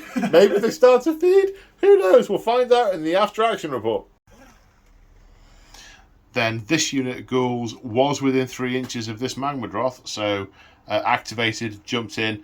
No damage was done overall after saves were taken. So now we're at the end of the fight phase, and I use the Lashing Tail ability. It's everything within 3 inches. If I roll equal to or less than the number of models, they take D3 mortal wounds. So on the flayers, it'll be on a 2. Yes, D3 mortal wounds for 2. 2 ward saves. Nope. No, which actually kills 1, doesn't it? It does. And it puts a wound on this chap. And then D3 wound. I can't fail, so it's D3 wounds on each unit of ghouls. So 3 on the first one, 3 on the second one. Okay, so 3 on the first one. Yep. 2 die. And then 3 die on the other. So 2 die here, and then 3 here. Oop. Happy days. Okay. That's the end of battle round 2. So the end of the battle round, the Chalice of Usharan unleashes all of its energy. Is it the end of the battle round it does that? It's every battle round. Okay. So I roll 12 dice, 11 dice, sorry. And then on a 4+, which is 1, 2, 3, 4, 5, 6, I get to bring back 6. I'll bring back 5 ghouls and heal the wound on this flare. Okay. Okay, more ghouls come back. The chalice remains, I assume. Say again, sorry? The chalice doesn't disappear when it's done that. It stays there until it is unbound. Okie dokie. Well, priority for turn 3 then. Best of luck. You too, sir. I'll go next. if you don't mind. Does it matter? I don't think I have a choice in this. Well, not so much, no. Okay, so hero phase time. So I'm going to go for the Rune of Fury, which on a 6 will be enhanced. No. So Rune of Fury, all Fyreslayers are going to get +1 to hit this turn. So we'll start with that. Heroic action, I'm going to go for Heroic Willpower on the Rune Smiter and attempt to unbind that chalice. On casting value was a 6, so I need a 6. That's a 6. 7. You need to beat it. Do you? I'm sure you do. I'm sure it's the same as if you cast a spell. Yep, Joe's quite right. You've got to beat it. I thought it was different for dispelling it in other turns, but no, I've got to beat it, so I needed 7 rather than 6. Joe has Mustard as his heroic ability, which is heroic action, which has brought some more ghouls. Oh no, sorry, more ghouls back. So I just have to decide what I'm doing with my prayers. I can either attempt another unbinding because I'm getting that through the ability of, I can do one less prayer, but generally it's you can only attempt one unthinking anyway. I think it doesn't seem quite right, so I'm going to try for a spell, a prayer. I'm going to pray for another Molten Infernoth of 4+. Which turns It's happening again! Okay, I wanted to put it over here, but that courtier is very inconveniently placed. It will fit in here, but it's not within line of sight of the caster there. It won't fit in there because it has to be wholly within, so it's got to be here. I wanted it to go and kill these things, but never mind. Anyway, it gets to move 2d6, and Joe really doesn't want it to be a double. He really doesn't.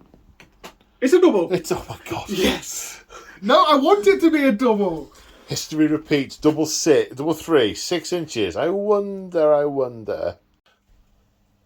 So the Molten Infernoth strikes again, rolling 12 dice and 6s do d3 mortal wounds. It is within range of both of these units of ghouls and the Vargulf Courtier. So we'll do the Vargulf Courtier. Nothing. He's unsingeable. The unit of ghouls that's in combat with the Rune Smiter. Slightly singeable. 1 d3, 2 die if they fail their wards. 1 dies. And then the other unit on the other side of the Rune Smiter. Of the Vargulf. 1 for 2. 2 die. 2 die. And then it disappears from play. Wow, okay. So at the end of the movement phase, the half-guard berserkers run this way, but like 5 inches. And the battlesmith is coming with them. These two Magmadroths have skirted to their objective. And now the plan is to crispy fry these ghouls and probably charge into those. And yeah, just carnage, basically. Yep. Basically carnage. And I'm trying to look at the units that can put the models back on the board and dispose of them. Unfortunately, I didn't manage to dispose of the chalice. I would cut down the endless tide of ghouls. Yeah, that. Right. So, first off, the brain. This Magmadroth will breathe fire into that unit and throw an axe at them. Okay, so throwing an axe, yes. Hits. No. But 10, 4, 6. Now, it's heavily wounded, so the value to hit on the for the Roaring Firestorm is only 5s. So it will not kill that many. It's more of a sort of phlegmy cough. Oh, here are the 6s. Where were you earlier? Somewhere else. 7. Oh, no, they're hits. Oh. Wounding on 3s. 4. 4. 3. Was it rend 1? Or was it no rend? Rend 1. Yeah, so they were ward saves. So 3 die. Yeah. Okay. Right, back to some healthy Magmadroths. Over here. The young blood first. 10 attacks. Hitting on 2s. Wounding on 3s. 5. 6s. So 5 die. Okay, and that guy is also throwing a javelin, which misses. I've lost the rune, son. Uh-oh. Now, the next Magmadroth is... oh, hang on. Haven't done either of these Magmadroths. Yep. I did that one. Yep. Right, okay. Not many died. So we've had a very brief break for a coffee and a drink, and I've now forgot which way up is and what my name is. Let's check, because now I'm questioning myself. Yeah, we totally did that. It's very warm in here. I am blaming heat incapacityness. Okay, the second guy is flaming into the same ghouls. Hits on 2s because of his wounds. And wounds on 3s. Oh my word, only 3. I had hoped for more crispy fried dead ghouls. 3 die. Oh, and a hand axe, which misses. That was worth the effort. Right then, so charges. This Magmadroth charging into those ghouls. Successfully. Very much gets in. The other Magmadroth, those ghouls. Also, really quite successfully. They're sort of tail in to the objective.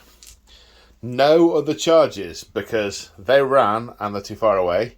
And that one's very much stuck and about to be dragged to death, probably. But we'll see what we can do over here with these two.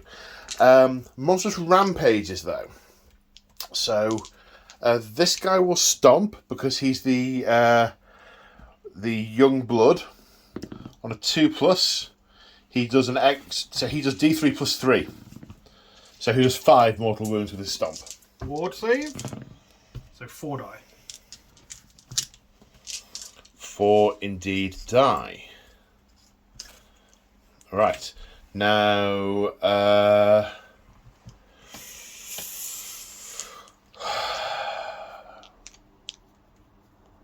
do I stomp over here or do I roar?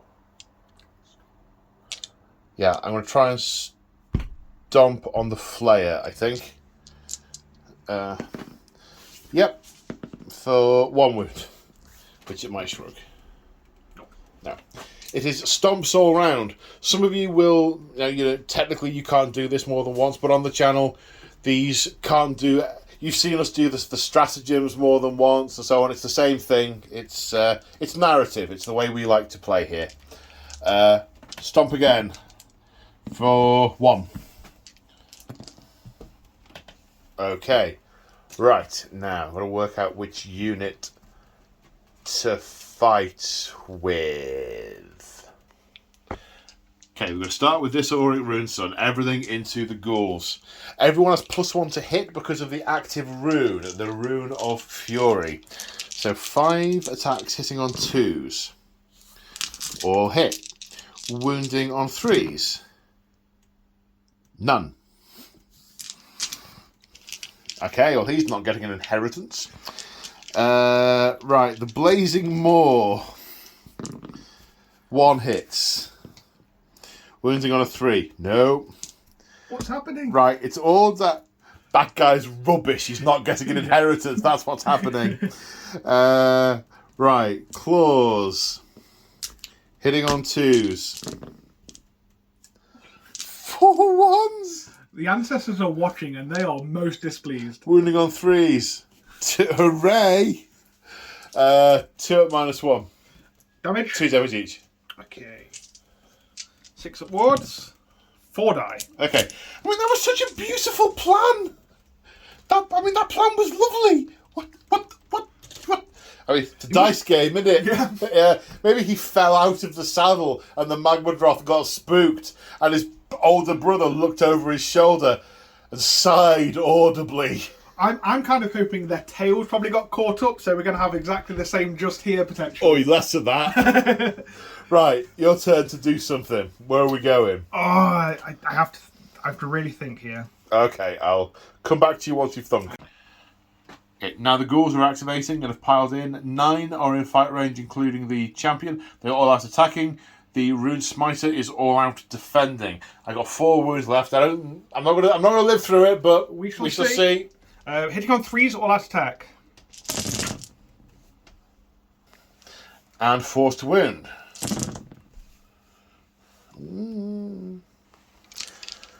6 saves of 3+. Fail 3 of them.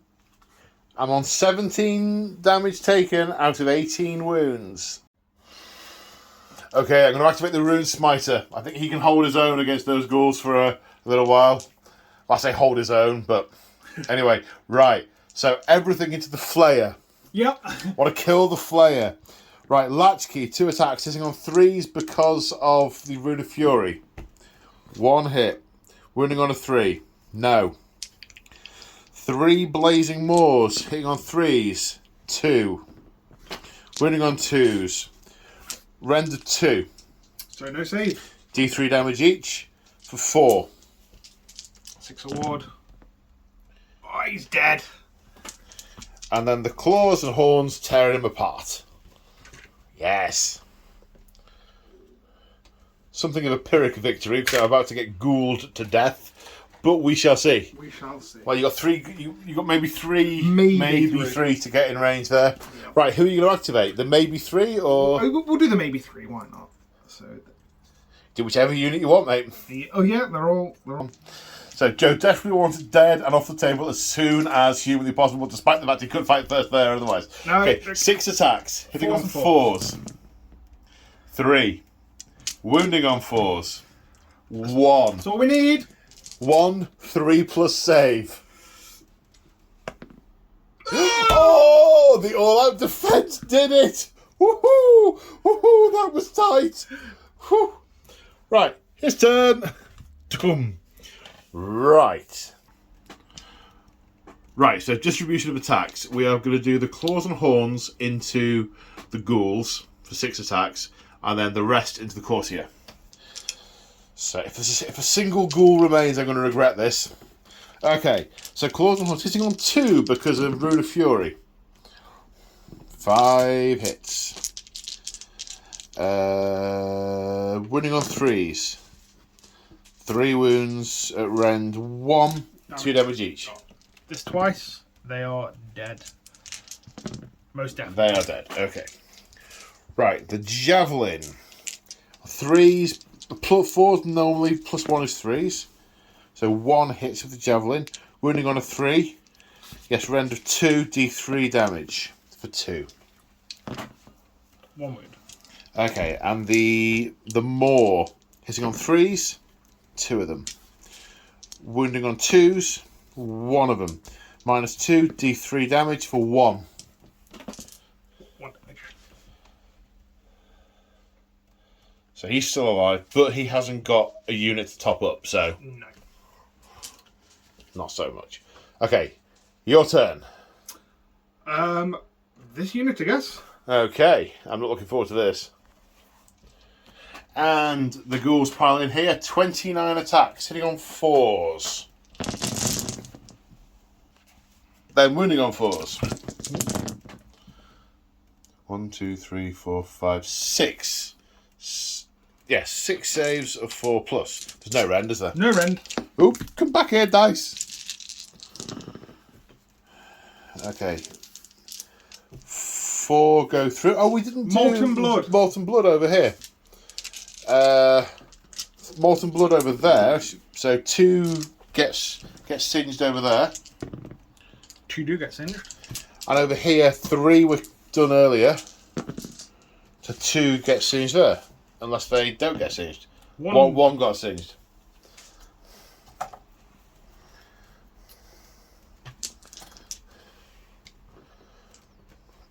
Okay, are there any fights still to do? The courtier. Oh, the courtier's going to hit me with a stick. Boop. In his face. So the bone club, 2 hits. 1 wound. Saved. And then claws, 2 hits. 1 wound. Saved. Tails. Tails. Okay, so it's going to be D3 from both of these units. Yep. For 2. For 3. Yep, so the 2. One saves it. And then the 3. saves it. Okay, so there's 3 ghouls dead there. So that guy, I'll hit him on a 1. No, to 2. And those will also take D3 for 3.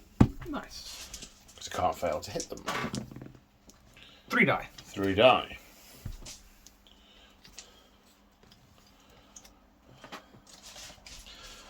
Okay, so Battle Shock? 1, 2, 3, 4. What's happening here? Did they get left behind in the move? Yes, sorry. So, They're not casualties they're that not. were taken off. No. Okay. Right, we need to do... Yeah, Battle Shock. Okay, so starting over here. So D6 will run. Is that because 10 died and... Yeah. Right, okay, so 6 are going to run off.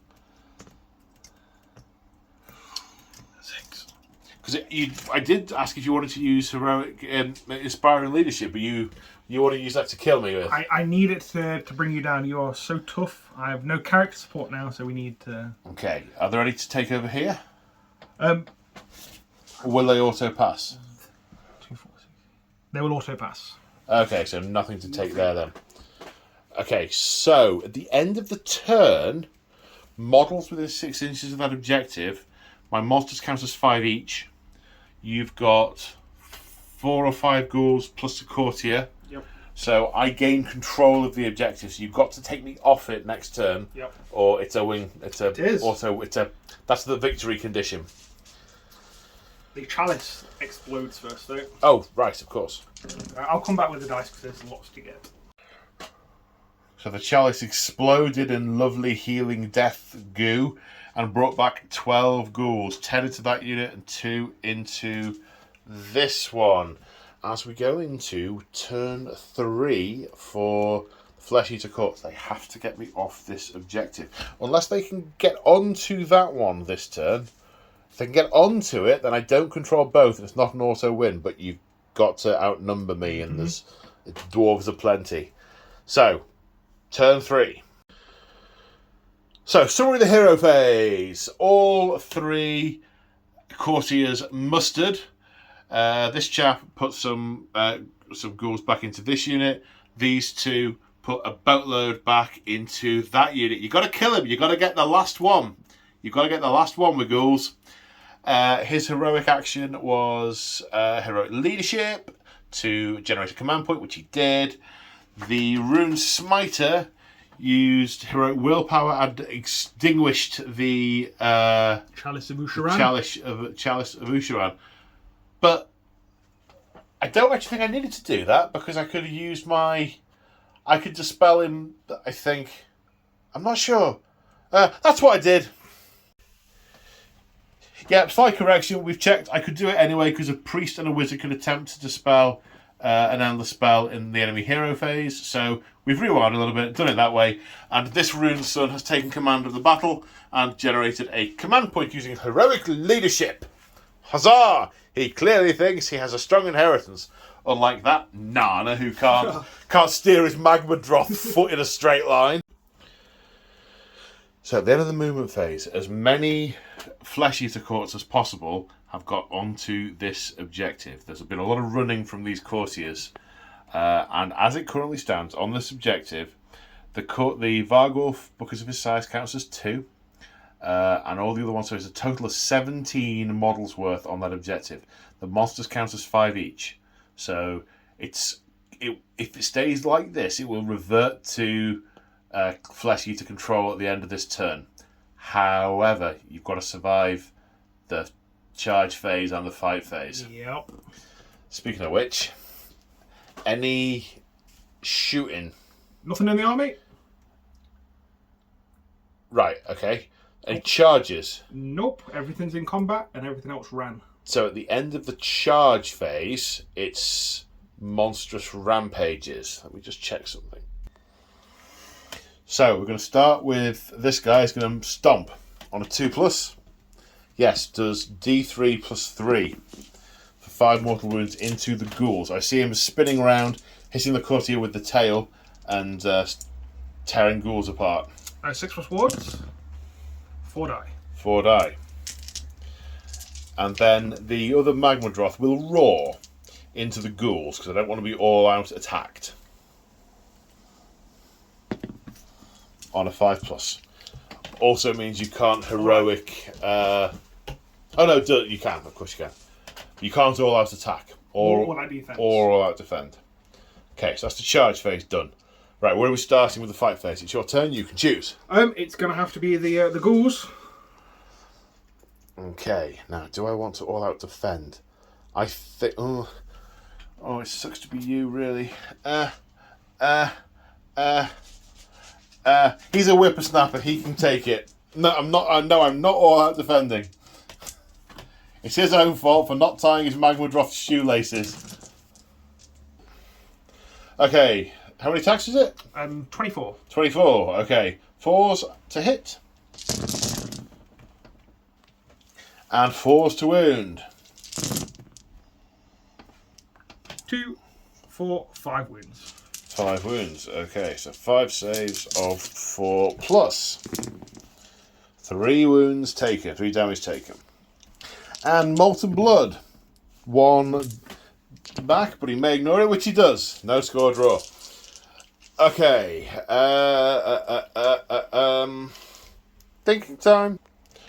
Right, now I'm activating this Rune Sun. More to the point, the Magmadroth is spinning around. He can see ghouls crawling over his big brother, who's... It's not his fault he's being ridden by a cretin, so he's trying to take out those ghouls. Use the claws and horns first. Hitting on 2s because I still have the +1. Wounding on 3s. 4 at round 1, 2 damage each. Okay, so 8 ward saves. 3. 7 die. And after the Maw and the Warslayer Javelin, there is 1 ghoul remaining. So this unit of ghouls is in wrapping around this Rune Smiter on Magmadroth. It's 61 attacks because they're getting the extra bonus, and they are all out attacking. I am all out defending. I have a single wound remaining, and 61 attacks won't kill me. We'll come back to you with the saves. Right, 24 saves to take. 3+ needed. Can't fail one of them. Blood and gold! Ow! Ow! Ow! Ow! That was a lot of wounds. I wanted the splashback. 5. 5 ward saves. Yeah. 3 die. 3 die. And now this unit, this Magmadroth activating and jumping into all of the nasty, horrible gribblies. First of all, the Maw. He's going to bite this ghoul in half, hitting on 3s. 1. Oh, don't do it. Wounding on a 3. Yes. -2. D3 damage. Does he save it though? He might save it. He does. He saves it. That guy lives. That can be reinforced many, many times. And the Ancestral War Axe is into the... Oh, come on, brain. Into the Courtier. Into the Courtier. Into the Courtier. Hitting on 3s. Wounding on 3s. 2 at -1. Damage. 2. Saves 2. Got 1 wound remaining. For crying out loud. Then 6 attacks into the Vargulf. Hitting on 2s. Wounding on 3s. -1. How many was it? Sorry, 4? 4, yes. 6 up. 2 damage each. 6 up. So he takes 4. See, he killed nothing! He's sacked, he's disowned, disinherited. So, if Joe can take down this Magmadroth, which has 15 wounds left. Yeah, 15 wounds left, because they get +2 for the Lodge trait. Then you'll regain control of the objective. If you hit and wound and I fail with everything, you can do a maximum of 19 wounds. So it's still all to play for. Where are we going? We'll go with the Vargulf Courtier. So with his immense fangs, he gets 1 attack, hits, wounds, Rend? 2. So for 6? No. D3 damage. For 2? For 2. Okay. No damage taken in return. That's another thing. If I kill you by you killing me, yeah, your number will go down. My number will go down. Okay, so that was his fangs. Now the immense claws. 3s and 3s. 3s. So that is 2 at rend 1. Save of 5s. 1 pass, 1 fail. 2 damage. Okay, 2 and 1 splashback. Okay, so... Nope.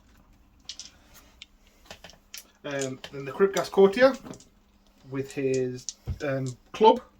So it's 3 attacks. 1 hit, 2 hits, sorry. 2 wounds, no rend. 2 fails. So that's 2 damage. And 1 back on you. Oh, he dies. He died. That's affected the numbers. It has. Just to play it out. The ghoul? The ghoul. I don't know why I rolled 4, because it's not 4. Okay, what is it? It'd be 3. It'd be 3. I'll okay. take it out. Bro, okay. 1 wound. Saves. I said, I thought for a minute that was the splashback, but no. So at the end of the turn, I mean, there's battle shock to take for that guy. Yeah, he is. He survives and lives to fight another day. To fight another day. But the Magma Droths have gained control of that objective and cut off the spear tip of this nightly crusade, was it? This nightly crusade? I believe so, yeah. Yeah, from the additional reinforcements and either butcher or scatter these ghouls to the 4 winds. Blood and gold. So, after action, Joe, what do you reckon? What a showing from the Dewardin. They came with a plan and executed it flawlessly. They have the receipts. Well, you say flawlessly. The Rune Father and the Rune Smiter aren't feeling very well. Well, by the looks of it, they went in with reckless abandon. And they just mulched through everything. It was glorious. Yeah. I can't believe he ran in and took out. I mean, I know the Terrorgeist had been badly injured, but he basically ran in and one-shotted both dragons. Yeah, what a moment, though. Just taking out the 2 biggest beasts and just waiting. Then they fall down, and there's this massive horde of ghouls. He goes, that's going to be a problem. Oh, and then the Infernus creature kept on turning up, and the doubles. What a beast. I know.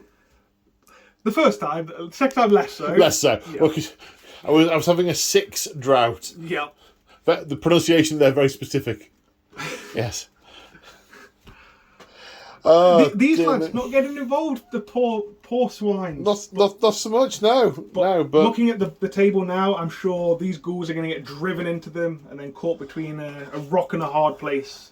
Yeah. I mean, there's not much to muster back into from here. Those are engaged with nasty units. They're going to get pulled down, and then as you said, the Dwarven are just going to hack them apart. A glorious victory. Well, yeah, I guess major victory for the Fyreslayers against the Flesh Eater Courts. It's so warm in this garage. It is tremendous how hot it is. I mean, actually, living up to it. Yep. Well, my brain appears to have boiled and be incapable of any further speech. So I think we will wrap up there. Big thank you to March of War for painting the Fyreslayers army for me. They are glorious. They're a commission painting service. There is a link in the description below if you want to go check them out. Massive thank you to Joe for coming and bringing his lovely Flesh Eater Courts and throwing down. That was that was epic. That was epic. No, thank you. And again, James has done a tremendous job on these. They look so good. Yeah, they are gorgeous. just the jade, the the scales. It's all brilliant. Yeah. It's all brilliant. And on that note, we'll see you folks in the next one. Say bye, Morton Joe. Bye, Morton Joe. Bye.